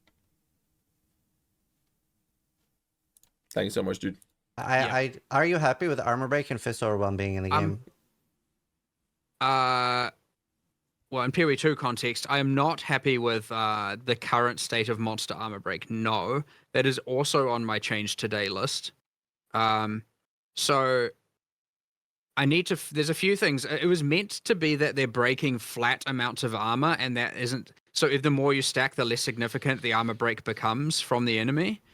I suspect there might be some sources of percentage based in there, which are just like, it disincentivizes. I mean, it just means that the more you have, the more you're relying on armor, the more punish it's going to be. So yeah. I just need to do a quick audit. There's not that many sources, thankfully, so it won't take long, and I just need to make sure that it's working. And then there are possibly cases where it is just doing too much, and yeah, it's just like, yeah, it acts as an insane weakness. But yeah, I know 100% agreed it is not in the right spot. And is that still too loud? Thanks so much for the sub prices. Appreciate it, man. Thank you. Also on the today list, so I need to make sure that we go back, get the community team to go back through this afterwards and make sure I don't forget about all these things. But no, that one I already have. There's that and the speed and a bunch of these other, and arbiter, and there's a whole bunch of stuff here. Yeah, we've gone over a lot already. Do you think in the short term we could see just like a straight up number buff to armor while you're trying to work out a long term solution? That's a good Oh no, question. but I'm not talking about a long-term solution for the armor break thing. I'm talking about it'll be solved. No, today. I know, but like that's what I mean for armor Oh, too. I is see what that- you're saying. Sorry. Misunderstood. Yeah, sure. I can't In order to change- be able to immediately say that. In order really. to change armor, we'd need to be able to understand why it's bad. And I don't think just changing the number right now is right for that. Okay, that's fair. Like, I don't think we've fully understood We the did issue a there. few things. Like there was some overwhelm on some bosses, and we removed it. And there was there were too many skills converting too much into element. And I think we pushed back a lot of that. So like it obviously makes the armor more effective against those abilities, and like there's a lot more of that we probably need to reevaluate as well, just across the board. Yeah. But that stuff's really fast to change. As for just a global number shift, But that's an example right there of why just changing the number wouldn't have even helped, right? Like, if the problem is elemental damage, then making armor stronger wouldn't have done anything for that. So like, Yeah. it's so important to understand the reason before we just make changes. obviously the danger there by moving more fizz is it then makes it worse for non-armor builds as well, but that increases the power of armor differential to the others, and so there's you've got to be careful with that. Yeah. But look, maybe Because I would, maybe there's something we can do more imminently. anecdotally, I would definitely love more access to different forms of defense, and I know that is definitely an EA problem where just not everything is in yet. But just to like anecdotally run you through my experience, I am a Smith of Kitava, so I have like the shared res and the shared max res. So I'm 89, 90, 90. And for a long time, I was like 85, 86, 87. So very high alley res. And on top of that, I was wearing a Which cloak means of- yes, currently moving more into fizz is probably going to be to your detriment. Yeah, sure. But even with that and a cloak of flames, and I can't remember the name, Hollow something, but there's the unique helmet with like 15% fizz reduction. Even with all of that mitigation, I was like at the start of today's stream, I was very rough until I got my 4th lab. Like I was able to like improve it a little bit, but it felt a little bit weird to me as a player that I've like my entire ascendancy was defense based. I picked up every defense I could on the tree. And I was trying so hard to get really good gear too, and it was very rough on defense. You know what I think is funny is like he has so much LRS, and then I had a conversation with Karn, and Karn was like, "You don't give a shit about armor because fist damage is not scary."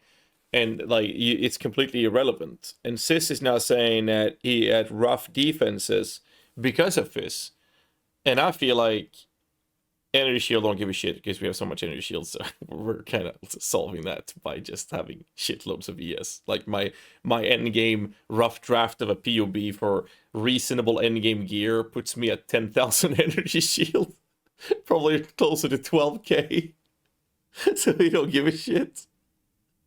And we can sustain it. So it's like, okay. But I understand for light base it would be different, but Karn is talking about how armor is completely irrelevant. You don't give a shit about it. And Sis is now saying that it's definitely more armor mitigation from it. I know armor needs attention, but I don't know. Karn always talks about how easy it is because defense or fist don't matter because they're nothing scary that deals fist damage. And Sis, who was also playing, both of these players playing hardcore, by the way, is saying the opposites. But I mean, I don't know. I guess it's build versus build or different takes on it because I can't answer from a hardcore perspective, but I definitely feel like armor is completely useless. But I'm also an avid energy shield user, so I can't really argue for it. Karn is playing hardcore, not right now, right? But he has been, has he not?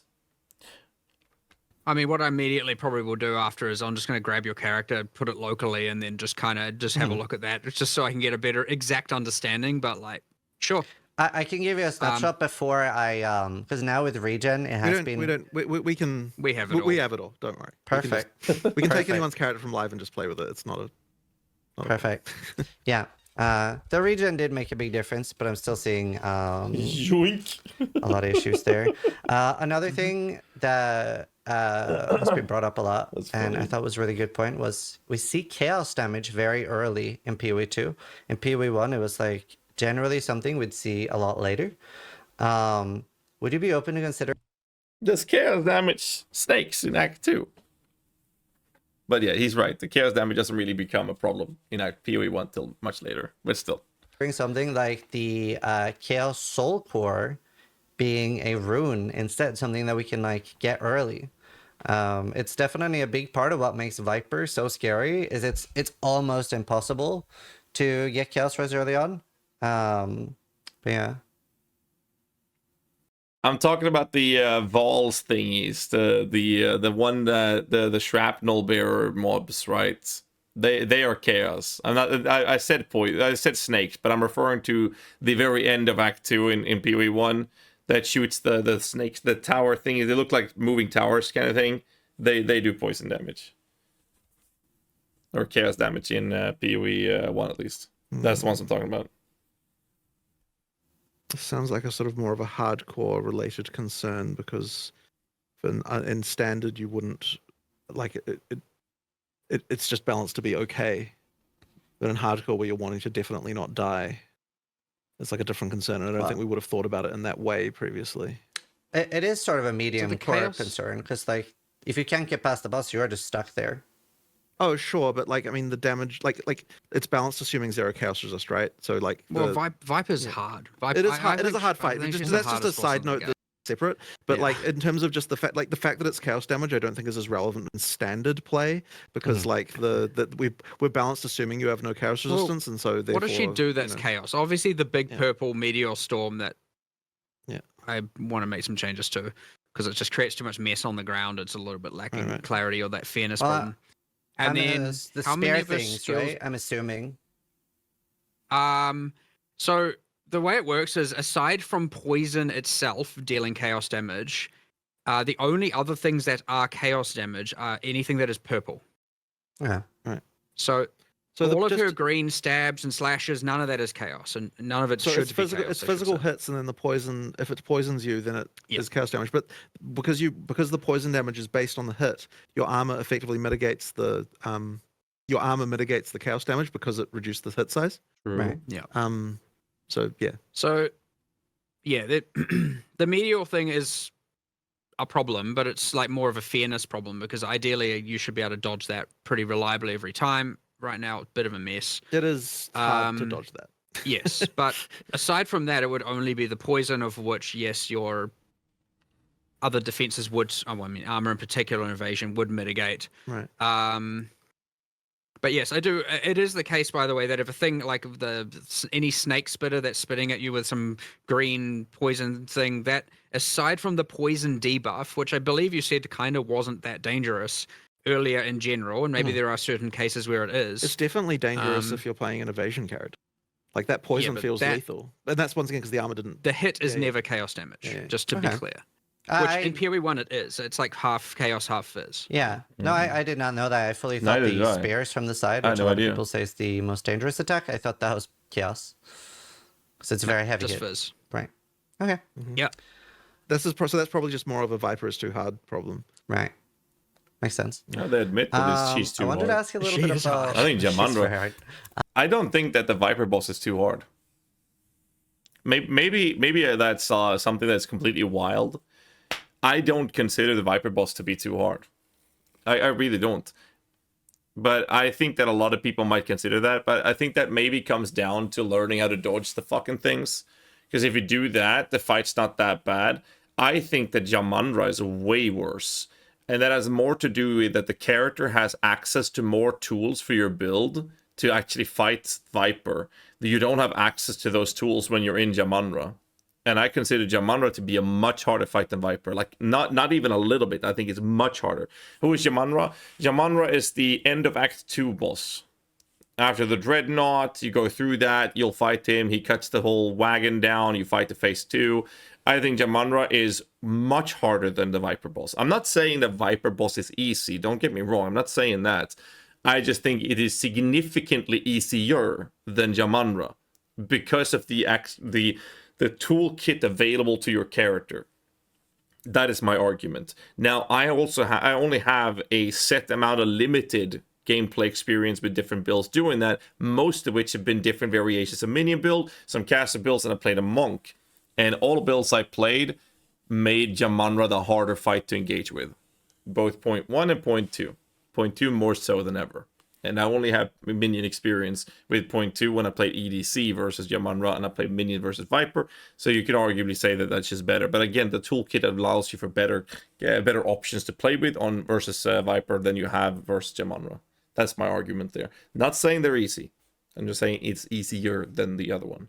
I wanted to ask you a little bit about pushing. From my perspective. As a player, I experience that sometimes, like as like it's almost seems like desync to me, if I'm being frank. Yes, that's a good take. Is there an option to have more source of push resistance? Something, for example, like the more strength the character has, or wearing heavy armor. It does seem a little silly to a lot of people that like people maybe have 300, 500 strength, or they're wearing like full plate, but like yeah, a lot of monsters are just pushing you around very easily.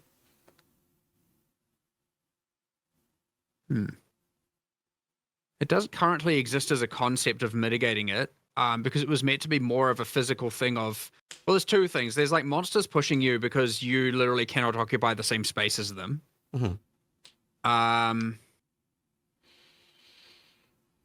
So here, are we talking right now about monster charge abilities, or are we talking about like a Just like when sword, they- a sword swing?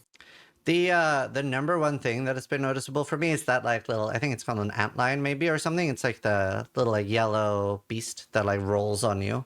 That still does take you for a ride. Okay, sure.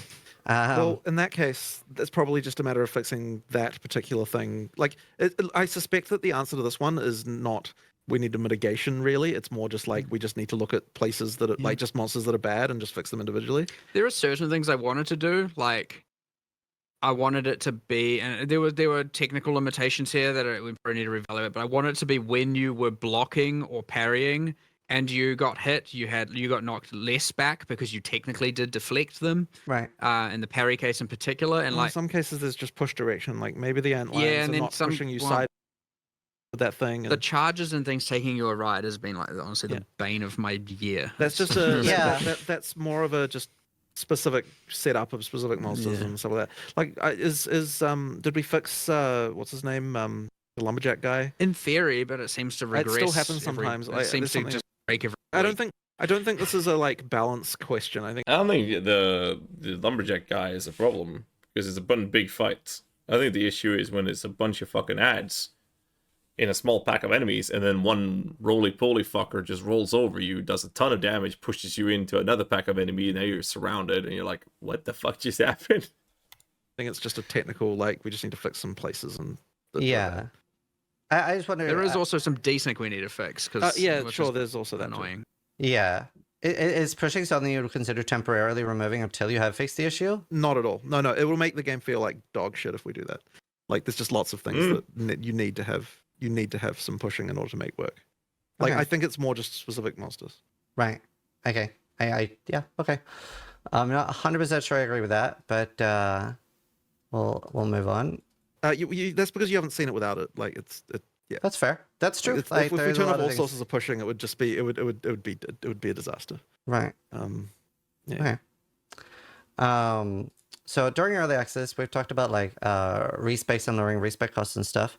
And I wanted to bring up the point that a lot of players are using a large amount of their gold on gambling. Because a lot of people are falling behind or feeling behind on gear.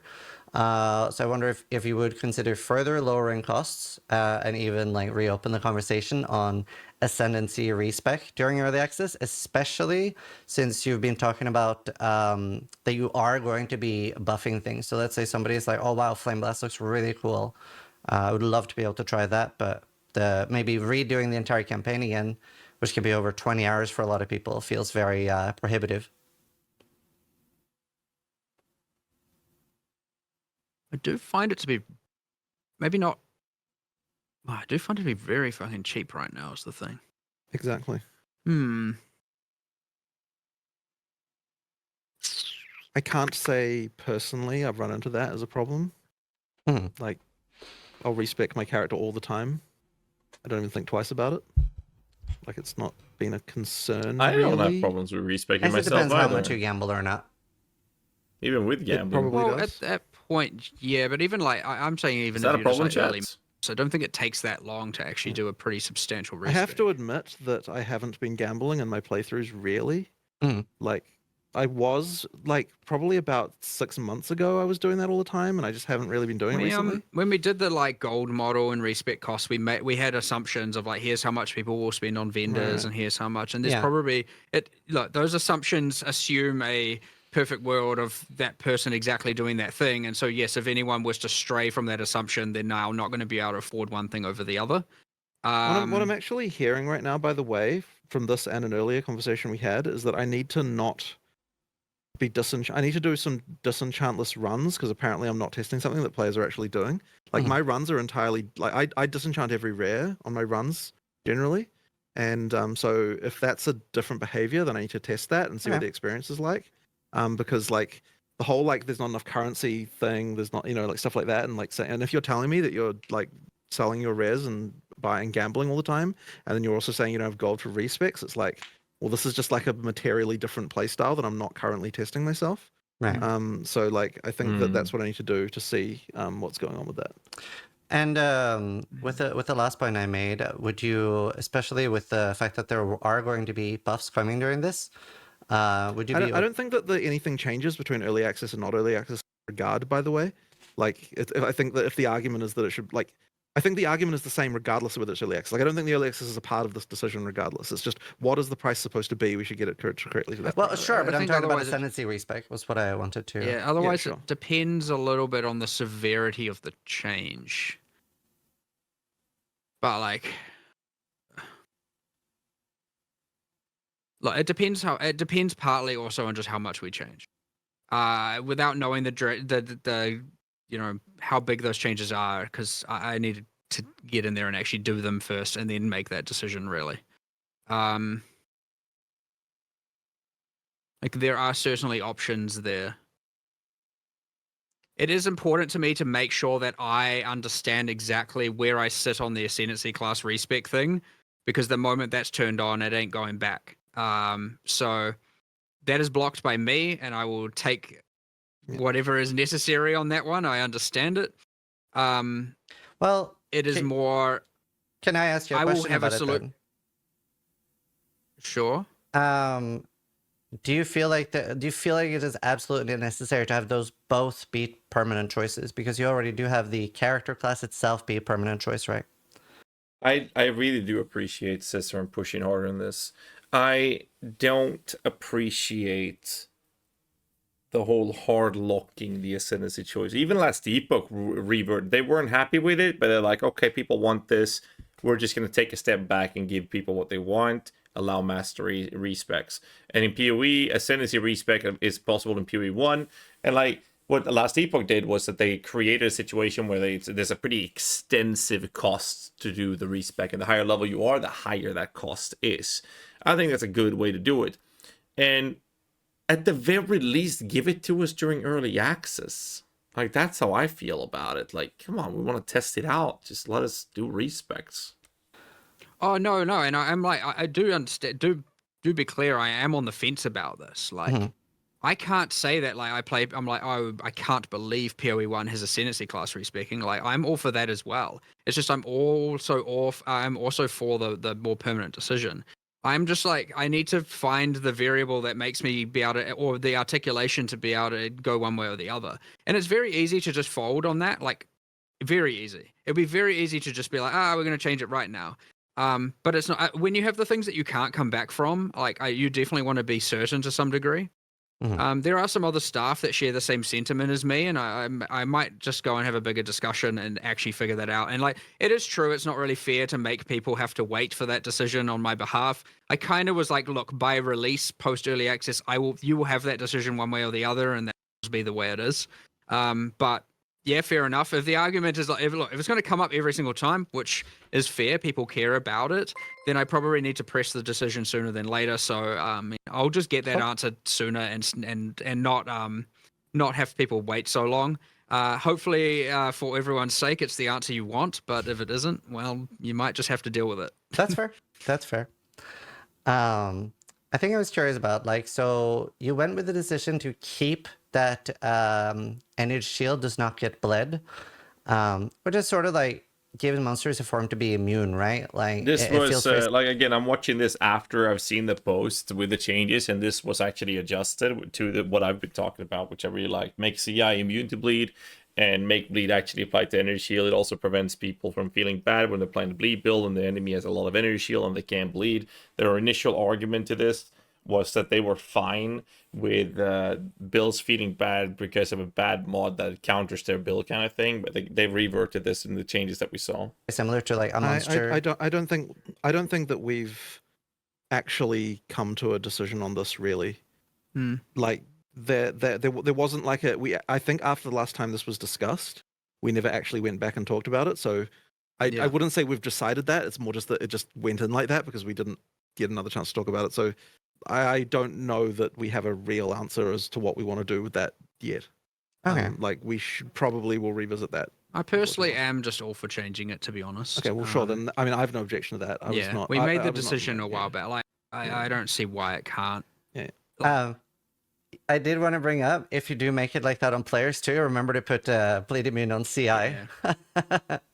We will definitely change CI, but it is a thing that the players are now going to have to deal with who aren't CI, just as a a note as a thing that will happen. Yeah, but I wouldn't say that bleed is exactly breaking the bank right now, is it? Or it was for a while. There was a period there where like bleed was just brutal. Like what changed to make that not the case?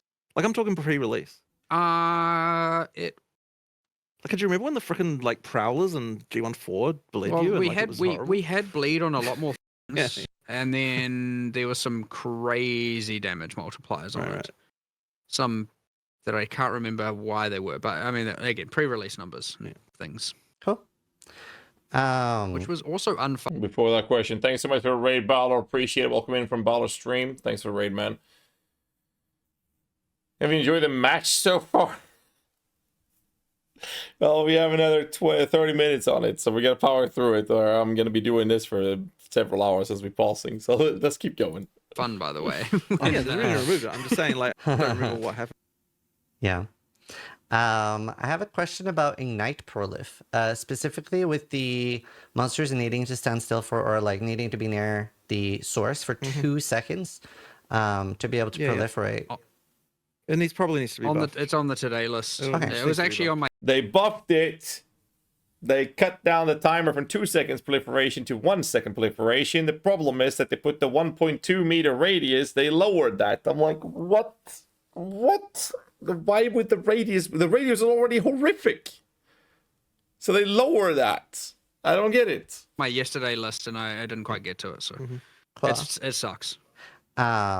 I know we've had a lot of heavy questions, but I have a bit of a lighter question for myself. Like, how are you feeling about the current like Blessed Orb and Divine Orb being bundled together?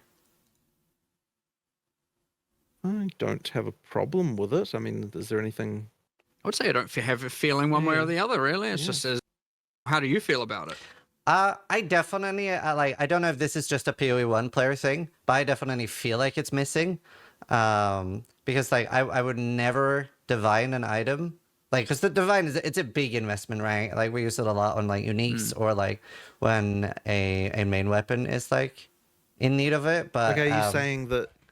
Are you saying that you believe that this is reducing the desire to actually use divines? It's just that I would never use it for just an implicit on an item, so it just makes an item feel like pretty much permanently worse than what it should be, I guess, is like my personal anecdotal feeling as a player. I like this question. I mean, that's is that partly also just because the ranges and or power of an implicit is just too weak as well? Yeah, potentially. They're not exactly impactful in most regards. Some are good, some are very good. I can't say this is something we've really thought about. Yeah. So Yeah. that's just It's goes just on a the thing list that of stuff kind of to think. happened, and then Yeah. like we honestly it just went under the radar the whole time. So Yeah. if there are more opinions on that, I'd be like really happy to hear them. Yeah. It was just something I was curious about, so figured I'd bring it up. The next thing is about movement speed. In PoE 1, we have a lot more things like Whirling Blades, Frostblink, etc. And in PoE 1, I feel like it's a bit more viable to completely forego movement speed on boots and go for like triple energy shield. But obviously, movement abilities aren't in the same spot in PoE 2. Is there ever a world where you either like think about like removing the hidden movement reductions on shield and armor, give like a implicit movement speed to boots or something like that, so they scale a little bit with like the higher bases? I like this question. Well, I mean, important. you're just are you just saying here just make movement speed on the player faster? So, for example, like one idea that I saw was if you let's say that some bases have 5, 10, and 15 movement speed, so like that the higher bases are slightly better, and maybe even like scale less, right? So that some of your movement speed is guaranteed, or make it like a lot easier to roll movement speed, like increase the weight that it can roll. Well, I don't necessarily think it's bad to have a base type that where you've got a mod that, you know, that's somewhat mandatory. Like that's okay. But it sounds like but if you're Well, I like that he says that, and yet there are tons of unique boots that don't have that modifier. So they're saying it's okay to have mandatory mod, such as movement speed on boots. Yet there's plenty of unique boots that don't have movement speed. So what he's basically saying is it's okay to have this mandatory mod, and there because it's mandatory, these unique boots are basically unusable. That's kind of what he just said.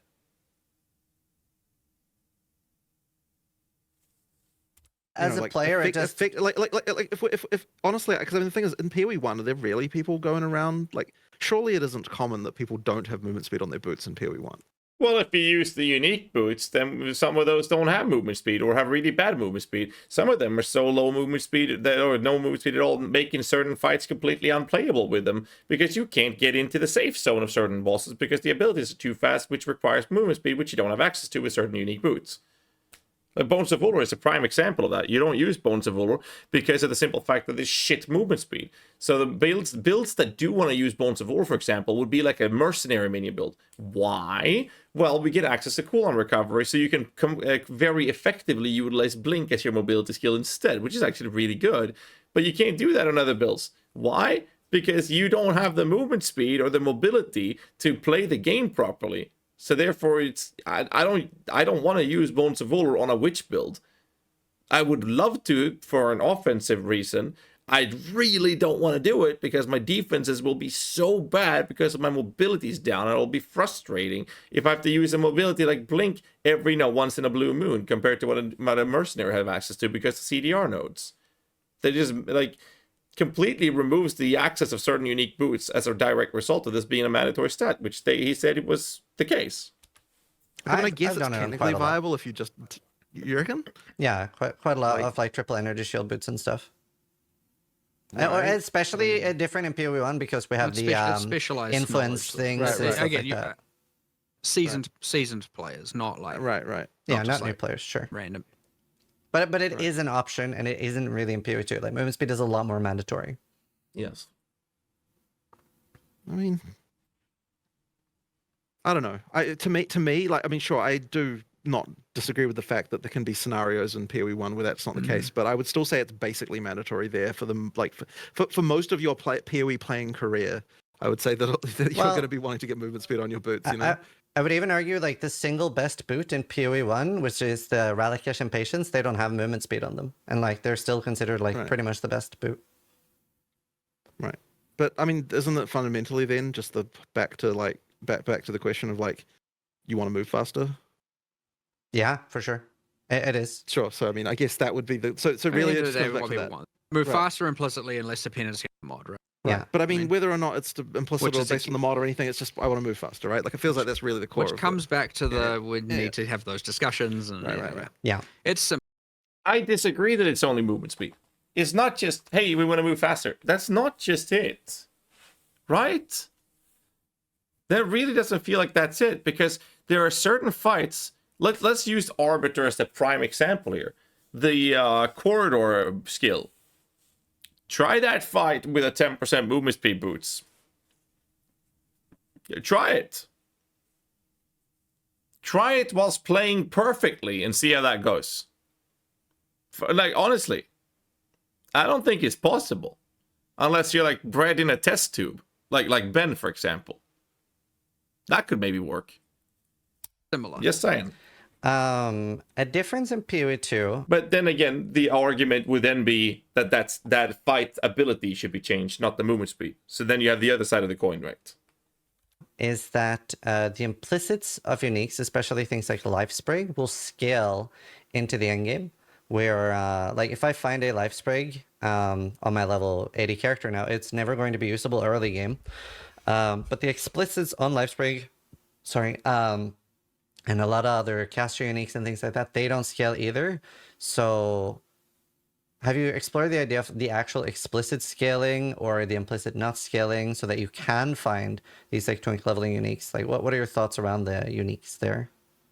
I don't think we would want uniques to have the explicit scale like that. That's kind of not what uniques are about. Yeah. So I just not that is not a particular solution. That The I would bigger want. question's about whether or not the implicit, the skill should or shouldn't level up with the item. Well, I mean, it currently does, right? It does. Yeah, it and a does. lot- but something that could be interesting is that if you find a life sprig on a level 80 character, it can scale up to that level, so it would scale with your character. That would make Proven Data, thanks so much for the 3 months, man. Appreciate that, dude. Thank you. you feel really good as a leveling item, for example, that you can use it at level 1, you hit level 3. I really don't like that kind of thing. The whole like item that just scales with your character. Like, I don't think that we want to move in a direction where you'll have less times when you put items on your character as you level up. That's Like, fair. that doesn't feel like the right direction to me. But there's also more whether, and there's a second part to that, which is whether or not life sprig should even have high level requirements ever. Mhm. Which is a more That's a a thing that's separate- come up a bit. That's more, a separate question. That yeah, it's come up. I'm kind of not quite sure about that one at the moment. That's fair. Yeah. Yeah, There'll be I more was- discussion. I mean, so actually, so one thing that was proposed and as a potential solution to this is that just the like, I feel like maybe you didn't like this, or I can't remember who didn't like this. Someone didn't like this. Because I proposed that we make it so that the implicit skill on uniques has like a cap level, but then that does level up as you go through the game. Like it's not that it levels up, it's that like it is capped to the level of where you are. Yeah. So that way, even if you get a level 80 life sprig, you can still equip it at low levels, and then and then that will go with you effectively. And somehow I see that as different from Right. like your items changing as you level up. That to me, that's not like quite the same thing. So like that would potentially be an option. I don't remember why we did. There was some reason why we didn't do that, but like it might still be on the cards. That's fair. Wait, so you're saying what? You're saying if you find it at level 80, I'm saying if you find it at level let's say 80, 16 skill, but you can still equip it. It doesn't change the level requirement, but then the skill gets down leveled to the maximum that it can be for the. Oh, sure. Yeah, I and then- thought that's what he's proposed just a second ago. But No, he's talking about the explicit scaling. No, there's a No, second no. thing there. The Or second was one it? was that, yeah. Yeah. Okay, sorry. Maybe I misunderstood then. Okay, right. So Yeah. in that case, then sure. Like, I mean, that's I the would thing. personally prefer to just be like, you can drop a low level life sprig and that's you use a low level. Yeah, but I life don't love sprig. that either, honestly. But I don't hate that. Yeah. And I like, hate there's it. a part of me that also kind of liked the idea that there were some uniques that were more valuable to find at lower levels, which I thought was kind of interesting. But I don't know Right. whether players actually like that or not. So that's just kind of like a random other thing. That's fair. But I don't hate that. yeah. What you Yeah, I was proposed. just curious because we do find them a lot. Another question is about the minion resurrect timer. Well, this will be It interesting. keeps resetting like the entire timer every time a monster dies. And that can feel very frustrating. So I wondered, how do you feel about that? That the entire timer resets? Well, if you don't have that, it feels a lot more frustrating. Let me tell you. Like that was how it was until we changed it, and like it was so bad. Because what happens is that like the monsters just, that your minions just die one at a time, and then they can never really accomplish anything, and it's just like trust me, that was a buff, that change. Like that was a massive improvement. So yeah, like until you experience it the other way, like you will understand if you play it the other way. It's There really might bad. be an intermediary there. I want to explore some options. Oh, For also- example, like instead of resetting the entire timer, it adds to the timer based on like the cost of the minion or something like that. We might be able Yeah. to do something like that. So timer every time a monster dies. And that can feel very frustrating. So I wondered, I must have heard this wrong. so how do you feel about that? That the entire timer resets? Well, if you don't have that, it feels a lot more frustrating. Let me tell you. Like that was how it was until we changed it, and like it was so bad. Because what happens is that like the monsters just, that your minions just die one at a time, and then they can never really accomplish anything, and it's just like trust me, that was. What do you mean with they die one at a time? They can't accomplish anything. If one dies, and now there's a resurrection timer. I think it sounds like. It sounds to me like Jonathan is referring to. I have no idea. I don't have anything to say in his defense in this case, because it sounds to me like if one minion dies, the resurrection timer starts. Or more shit died during that time frame. Or now the spawn happened, all of them are back. That sounds good to me. How is it? He makes a good point later on. Keep watching. Okay. It was a buff, that change. Like that was a massive improvement. So yeah, like until you experience it the other way, like you will understand if you play it the other way. There might be an intermediary there. I want to explore some options. Well, it's for also example, like instead of resetting. It sounds like each minion had its own timer to me. Yeah, that's what it sounds like, but that's not the argument. Yeah, because it sounds to me like he's talking about them having an individual timer each. And that's terrible. The entire timer. Because what happens then is that when all of your minions have died, one comes back who takes all of the aggro, that one dies immediately, another one comes out, that one dies immediately. That's the issue, right? Adds so to that the sounds like timer that's what he's based on, talking like, about. the cost of the minion or something like that. We might be able to do something like that. So but I don't know, but that's not going to fix the fundamental issue, which is that minions work best when there's lots of minions. And so the issue that we had is that you just get into a situation where they just trickle in and die one at a time. No matter what, they have to revive all at the same time. That has to happen, yes. I'm just saying it could... Yeah, but I mean, the argument was that the timer wouldn't reset.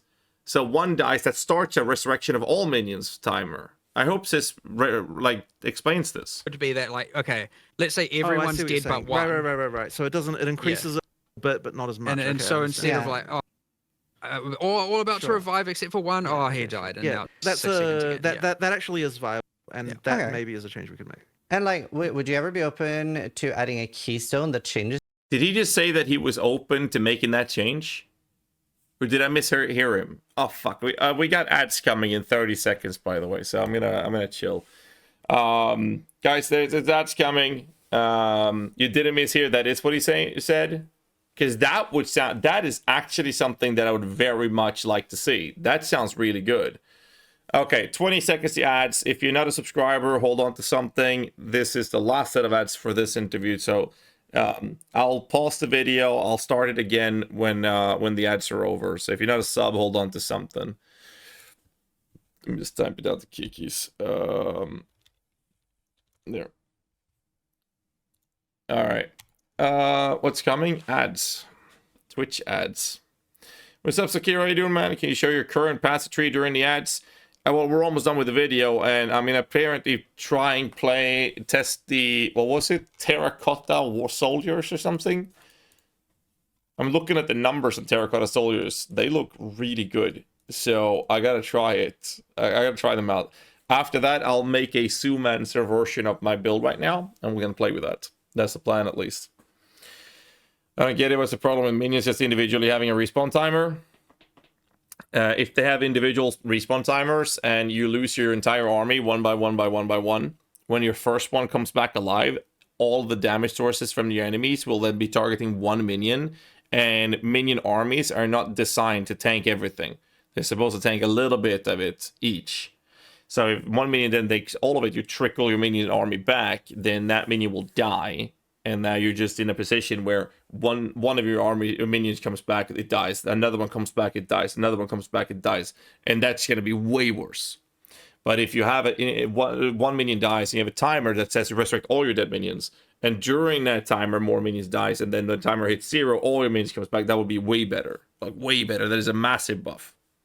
What is Zoomancer? Zoomancer is an expression we use for minion builds that uses a large set of different type of minions. So you have a collection of minions. So you'll run a large variety of them.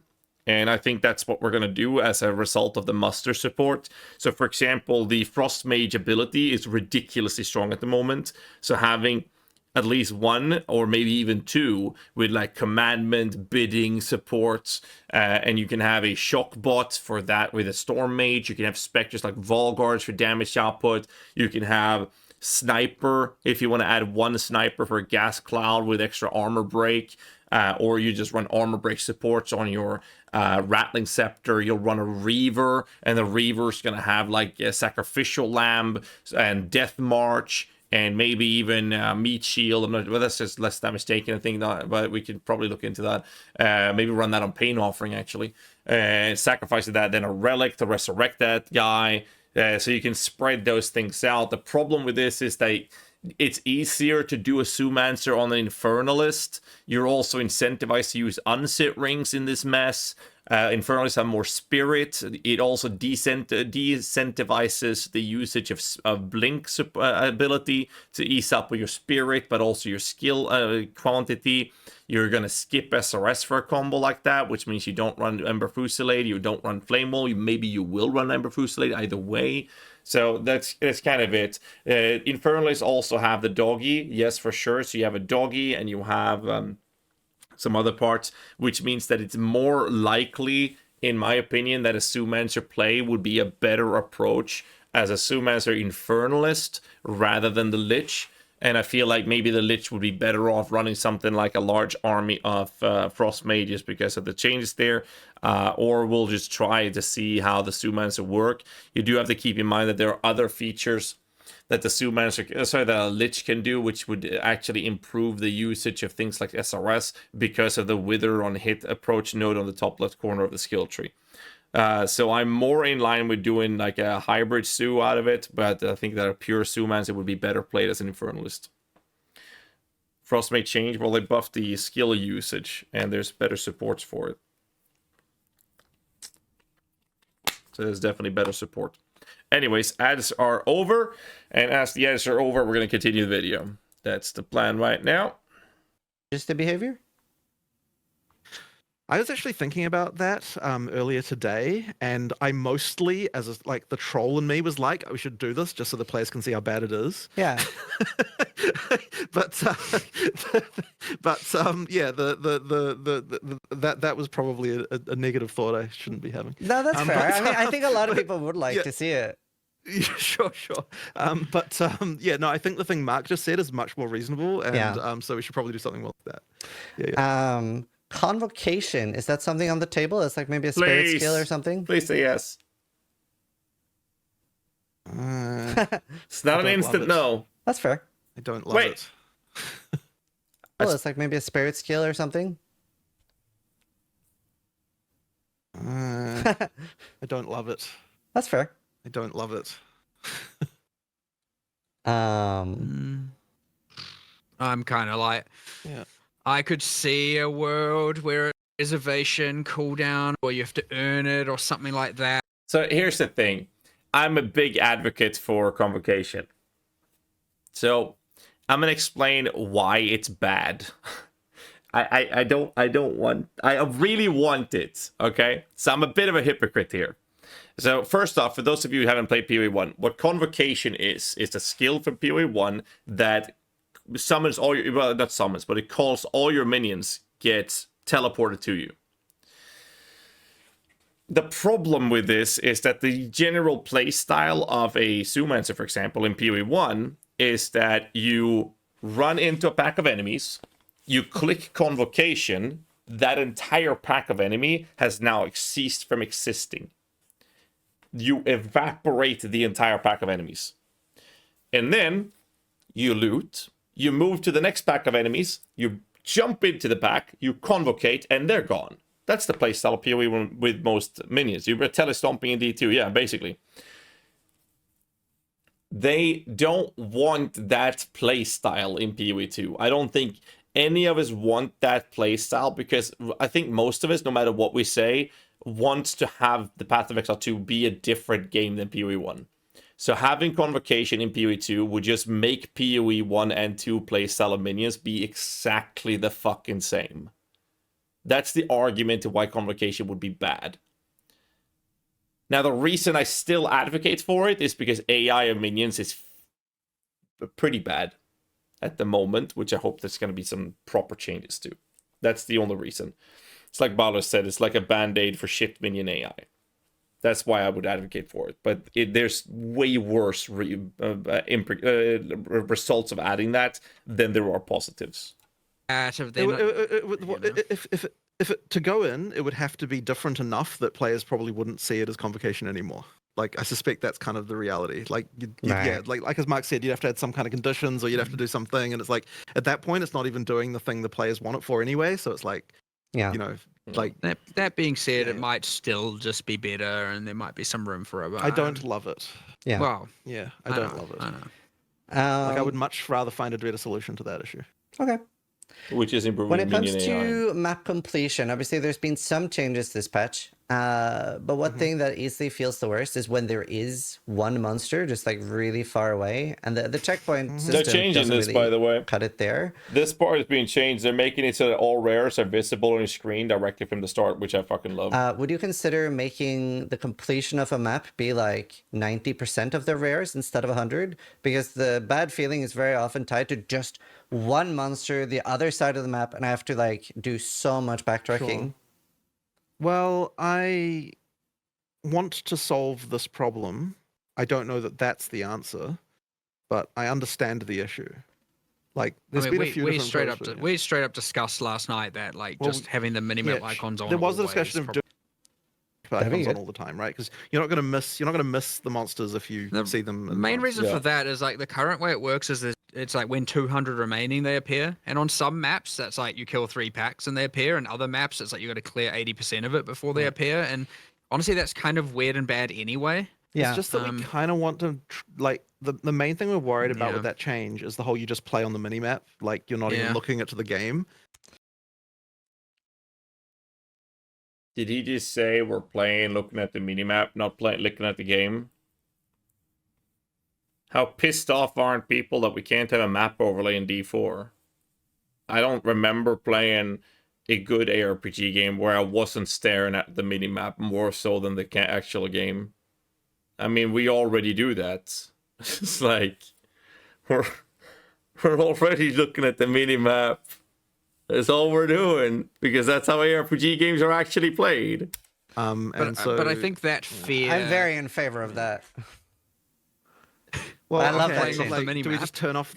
Literally just showing from the start. Like I love that initially for sure. At least for me. Okay. So I thought you said you loved the idea of not looking at the game and only playing off the minimap. I kind of do that anyway.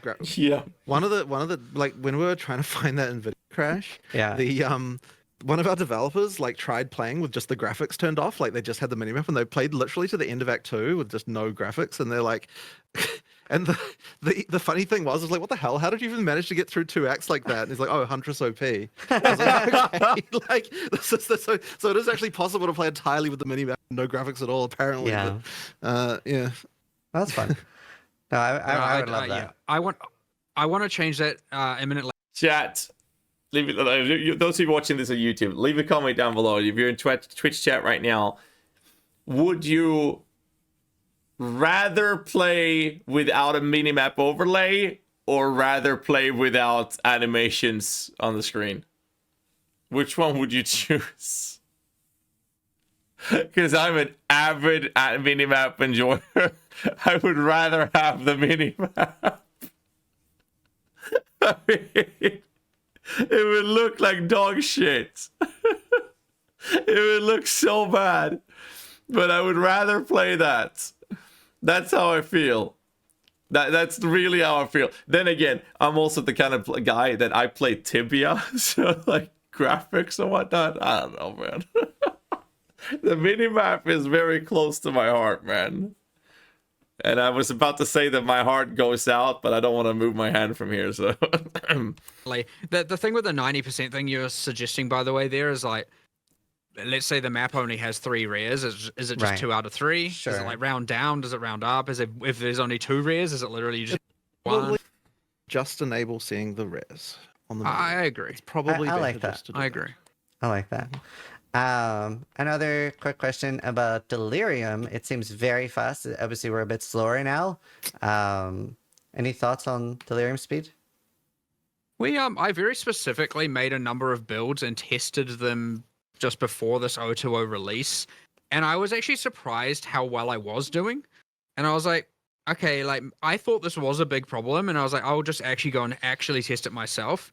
So it could be like, okay, here's I'd like to know a bit more here, I guess, which is like, is it certain maps over others? Yeah, Because 100%.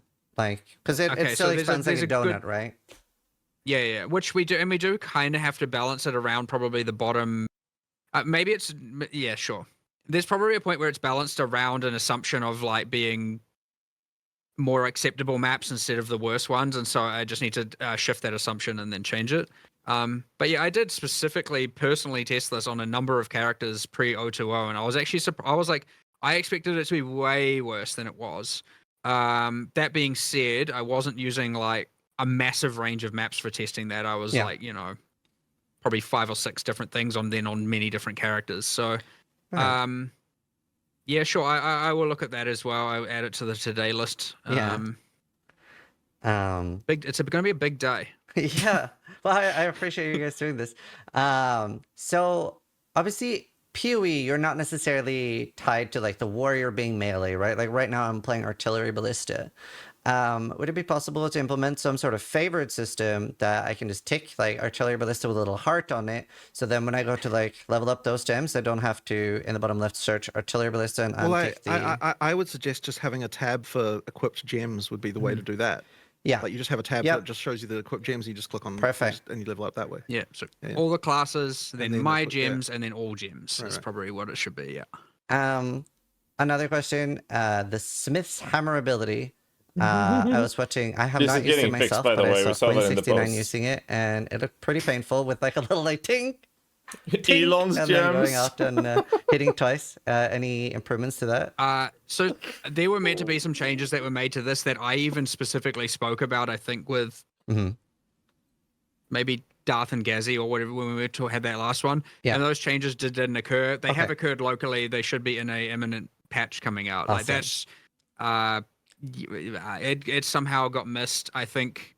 Yeah, Or- that's me. I don't know. I actually don't know what happened. Yo, he mentioned my name. I made it. I'm a streamer boy now. They remember me. I'm a big boy now. Look at me, boys. Mom, get the camera. In there, but that was a sheer mistake. Straight Awesome. up. All good.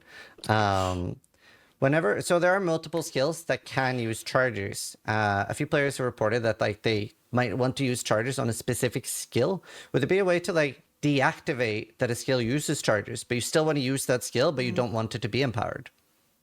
This was something that came up like probably about 3 or 4 days before we shipped. Actually, it was talk because the obvious case is barrage on the Huntress, right? Yeah. Like whether or not you want to do that. So I think like I'd have to look into whether or not this is going to be okay, but we could have a support gem that does that like gives some other power boost, but says it can't consume charges or something, and then that way you could use that with barrage if you wanted to disable it for that or something like that. So I think that'd probably be the way. But I have to think about exactly what that should be, but something along those lines would be the way. Should I'd do that. work. Yeah. I have a little like just interesting question about how do you feel like class identity revolves more around weapons, right? Because like I'm a warrior build, but a lot of people would inherently think like warrior is maces. But yeah, like the class identity is more around the weapons themselves. And I was curious how you feel about that. Well, we explicitly moved to having 12 classes partly because of that, like to make that the case. Like we want that, and this is actually was driven part like so when we were talking about like adding weapon types and so on, there was this thing where we're like, okay, if you're you know what it actually was? It's okay, so we had the spear base type, and we're like, okay, because this is like way back, like a long time ago, we're like, okay, what is going to make a person who selects a ranger ever switch to spears and do that? That's just incredibly unlikely to actually happen. It's like ultimately the purpose of the classes at the start are kind of to give you a stereotype to like to go to. Now you don't have to follow that, obviously, like everything's open, but giving players like a thing where they're like, okay, like I know what I'm going to do, like I'm going to do this thing. It's like it's kind of important for new players to have that happen. Yeah. So I think it is overall very positive and kind of like why we did that in the first place. And I mean, like, an evidence of that in PoE 1 is like, yeah, players who select Ranger, like, even though there's all this whole thing about being able to become a melee Ranger, like, it takes a long time before someone would even experiment with that if they're a new player. Like, they just wouldn't even cross their mind to like change weapon type like that once they've already started. So effectively, just That's due to that, we fair. needed to have some way to make it so that, you know, from the very beginning, you kind of know, like, you've got some idea in your head about what kind of thing Yeah. you want to play. Yeah. Mm. Yeah. The next question is about corrupted items, and you added, in my opinion, a very fun, new, unique strongbox. Actually, whoever made the Venture strongbox, chef's kiss. Love that thing. Please put it in PoE 1 as well. Coolest thing ever. But I find corrupted items a little frustrating too, due to quality and sockets. I don't know if the answer is just like that they always have quality and sockets, but obviously it's items that we can't recombinate anyway. And I just want to hear your thoughts on a balance pass from that. It's very frustrating to get a really cool unique that is or rare that is effectively useless. Yeah, something needs to change there. Like, it isn't right. We actually removed some corrupted drops before 020 went out, and then because we were like, wait, hold on, getting corrupted items just sucks. Yeah. Like, this isn't a good thing you want. So like corrupting an item of your choice is great. Yeah. Yeah. So we just straight up were like, we need to just start removing the corrupted drops and find a different way or a different item mechanic or do something with them. Yeah. Cool. This 100% just like, what is this random white corrupted item on the ground? Like, that is never going to be of use to anyone. Right. Yeah. So, yeah, we just need to fix that for sure. Cool. Okay. Is there a possibility of the runes being added to the currency stash tab? I believe we would. So what was We're the thing? adding a socketables affinity. Yeah. We're adding a bunch of affinities. I think it's like socketables, thank you. fragments, which will include tablets. Oh, And thank obviously you. fragments. Thank you so Breach much. and or catalysts. Cool. Expedition and thus also logbooks and the currency. Affinities We're adding is a a whole good bunch of them. I start. think there's 5, 6, 7 maybe different affinities that we're meant to be adding within, like, you know, I would expect to see that within a week probably is my like guess. That's good. We're not going to add Thank this you. is like currently it has the whole you have to have the stash tab in order to have the affinity, and we're like having to divorce that a little bit so that we Yeah. can just have the affinities with, because the tabs take longer to make. And so that we're doing that work currently, and I would expect to have all of that. So you can use your premium quads, whatever, you know, to stash all of those. Cool. Actually, almost through with all of my questions here. So this isn't something, sadly, that I've been able to interact too much with, but I wanted to talk a little bit about Recombinators anyway, and just see if you guys have looked into the data a little bit. Obviously, I've seen a clip of, for example, Karn having like the 0.91 chance to recombinate. Yeah, just what do you guys think of Recombinator use this early, basically? I don't think we've even had enough real Yeah, experience. we're kind with of it. waiting for Yeah. more info and data there for Yep. sure. Yeah. I did worry that there'd be that people would start seeing those very low values because they're using extremely rare item modifiers Yeah. or numbers of mods and getting like, oh my god, it says less than 1% or less than 2. This whole system sucks. There was a real like. It's interesting because like with Recombinators, I feel like every time we've ever even looked Wasn't at it them, we've always just got too this thing much, of like though? this tension between like they're so OP and yet also they look so underpowered. Like when you know, Yeah. like this like horrible tension like that. However, what I do think that this system is compared to the previous one is Yeah, so but we're much better. both mods is that tier if 1. you're using them for the like low number of mod cases, then like you can get relatively Tier good 1 and Tier weight- 2 was like weights. 0.9. But we do have the Jesus ability to do Christ. more specific balance here if we want Yeah, to. yeah. So like Yeah. we'll just adjust it. Like honestly, I have to admit, like I haven't even recombinated anything on live myself yet. So Yeah. like, you know, It's- like it's just not it's not I can't really say anything about Yeah, like, that's fair. It's whether or something not I that's right. haven't. Like I just don't know how it feels enough, you know. There were I 2 major item systems that I Yeah. was like expecting to get a bunch of feedback on and then would calibrate. One was Yeah. recombinating, and the other, which I am very thoroughly looking for, and maybe you have some opinions on it, is how the new map drop progression works. And I know there is Yeah. 2. There's one thing I changed last night, which is to make it a bit easier to get guaranteed maps from the fixed last rare and last final boss. But the other thing is there is currently a bug which I saw, which is sometimes the boss's drop isn't +1 level, which, yeah, I don't know how that happens, but I saw Okay. that bug. But assuming those are fixed, I am very curious to know and kind of just get people's, you know, feeling on that. I've seen some people get through the tiers very, very quickly, which is fine because they have proven that they can, and that's fine, and they weren't at the whims of the RNG as much. But I'm looking for a lot of feedback on that, and I'm hoping to start getting a bit more of that as people get into endgame. I have anecdotally heard people telling me that they're happier with how in-game is now than how it was in 0.1. I have also heard that from, but again, very anecdotally. So especially when it comes to sustain, I'm the wrong person to ask because I was shocked at one of the previous podcasts when people were saying they were struggling with sustain. So I thought it was funny when you basically said skill issue. That was also the case for us, which is why we changed it. So that's why we just were like, let's fully redo this. So I'm the wrong person to ask for about sustain, and obviously there's no issues for me with sustain now. I've talked to my community a little about this, and it was pretty split with the new like how you unlock Atlas points. A lot of people didn't like it. I personally like it a lot more. I had a strong dislike for the do 10 tier 1 maps, do 10 tier 2 maps. So I love the new way, but a lot of people in my community didn't. So you're definitely gonna have to get more feedback there.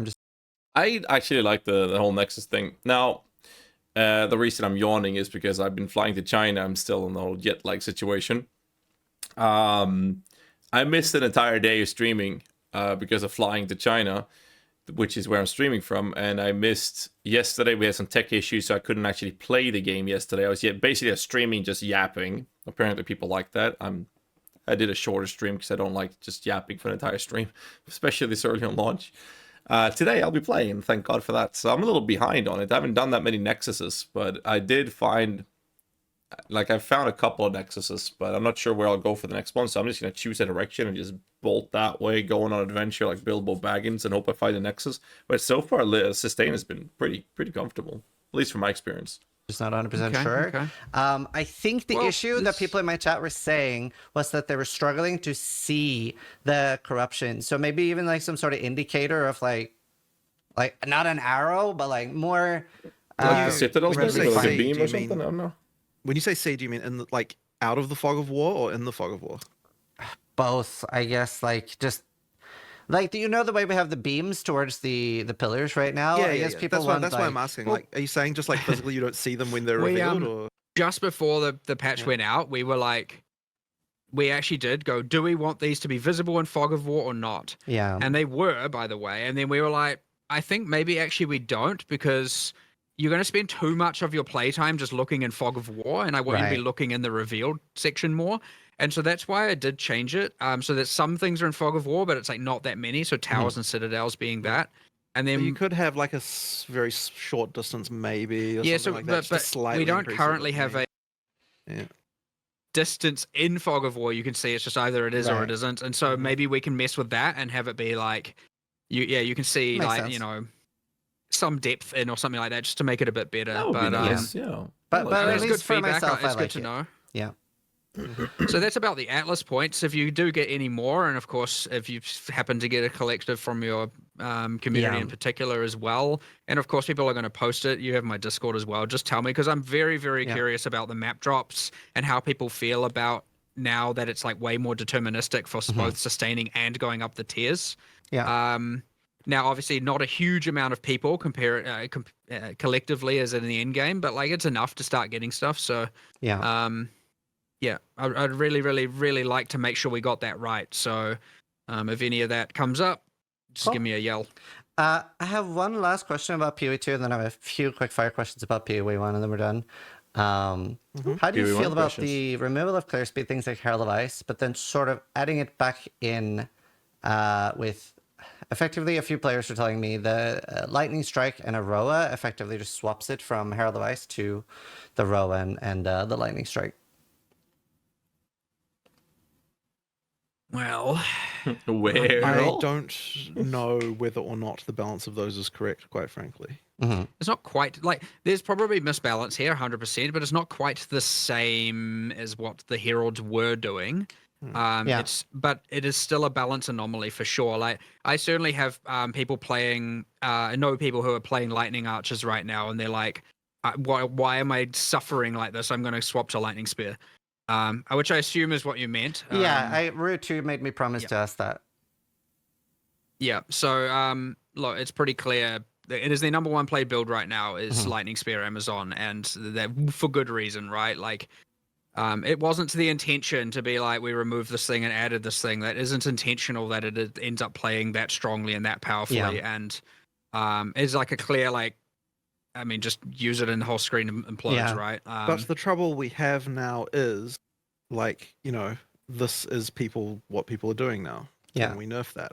Like, you know. No, like, that's fair. The answer is usually that we can't very easily. That's fair. So, you know. Yep. So a few PoE 1 questions and then nothing. Do we have a rough estimate at all for 326? Good question. I mean, are we telling people? Have we said anything about Yeah, I that? think we were like, I think last we said was A and around that territory, or at least towards the latter half Wait, you of cut May. out. You cut out. No, sorry, I'd said nothing. No! I was just pretending. No, towards the end of May was what we Okay. last said, and the intention is still that is currently on track. Obviously, all these things are kind of like, you know, up to within a 2-week Yeah. kind of band because you know things happen. That being said, if you're not hearing about things by the end of May, or at least, then I'd be very, very surprised. Yeah. You should be for sure. Cool. Should be, Um, Yeah. Awesome.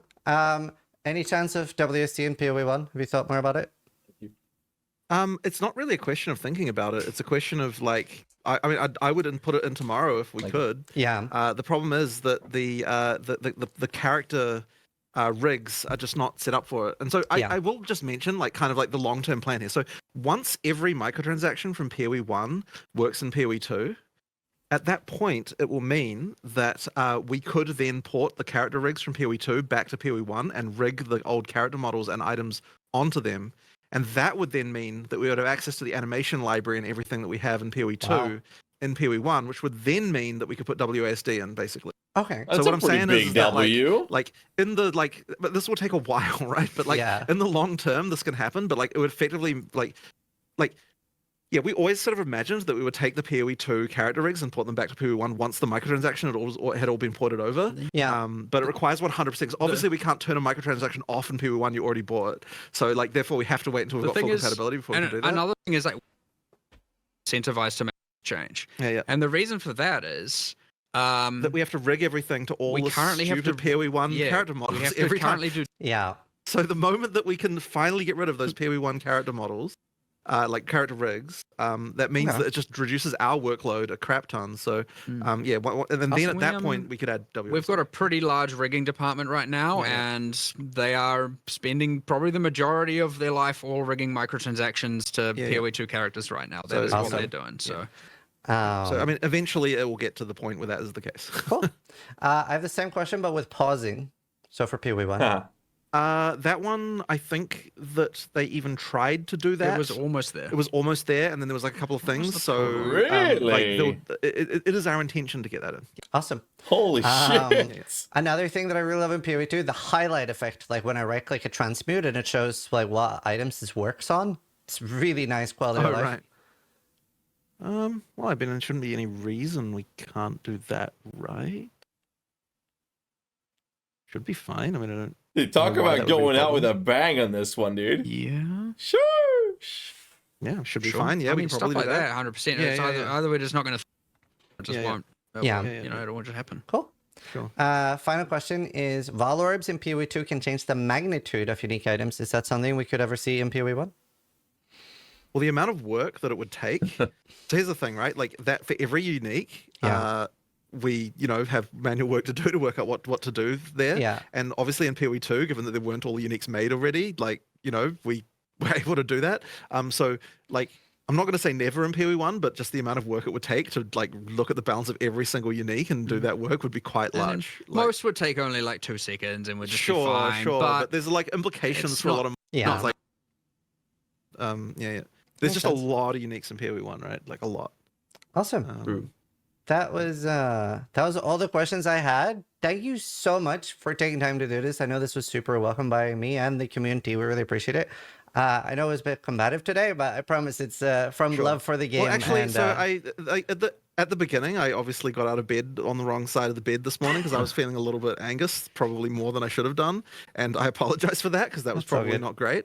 But yeah, I don't know, for whatever reason, I just kind of, yeah, as I said, was just feeling a bit ugh this earlier. No, but, yeah. I appreciate it. I actually, you know, compared to most, I think we came out of this one with like, here's like actually like 15 changes we're just going to go make like immediately, which is Right. awesome. And some we knew about, some we didn't, and some Right. and a whole bunch of discussion. So like, I actually, the value coming out of this, I feel very, very good about, honestly. And I'm hoping we can get a lot of those changes, and I'm hoping it. Obviously, it'll help, but like, it is good because I mean, at the end of the day, it's just creating that collaborative environment between developer and player base that and using users as the intermediary. And I'm sure a lot of these opinions yourself, you're part of that, but it is very important that we keep doing this because it will create greatness. Yeah, no, I really appreciate you guys coming here. I've actually like as a rule for my podcast, I actually took something Jonathan said to heart really, really hard that I really liked. And you said that you really like when the interviewer like when it's their questions and not just on behalf of others because they're able to do better follow-ups and stuff. So I've tried hard to focus on that as well, that it's things that I am able to do follow-ups on. So but yeah, Right. thank Awesome. you guys so much for your time. Yeah, Awesome. thank you, and thank everyone for watching and playing. We appreciate it. Bye. Really good interview. I like this. This was really nice. Good shit. Oh, I'm not logged in. I'll fix that. That's a really good one. Let me get some in-game music.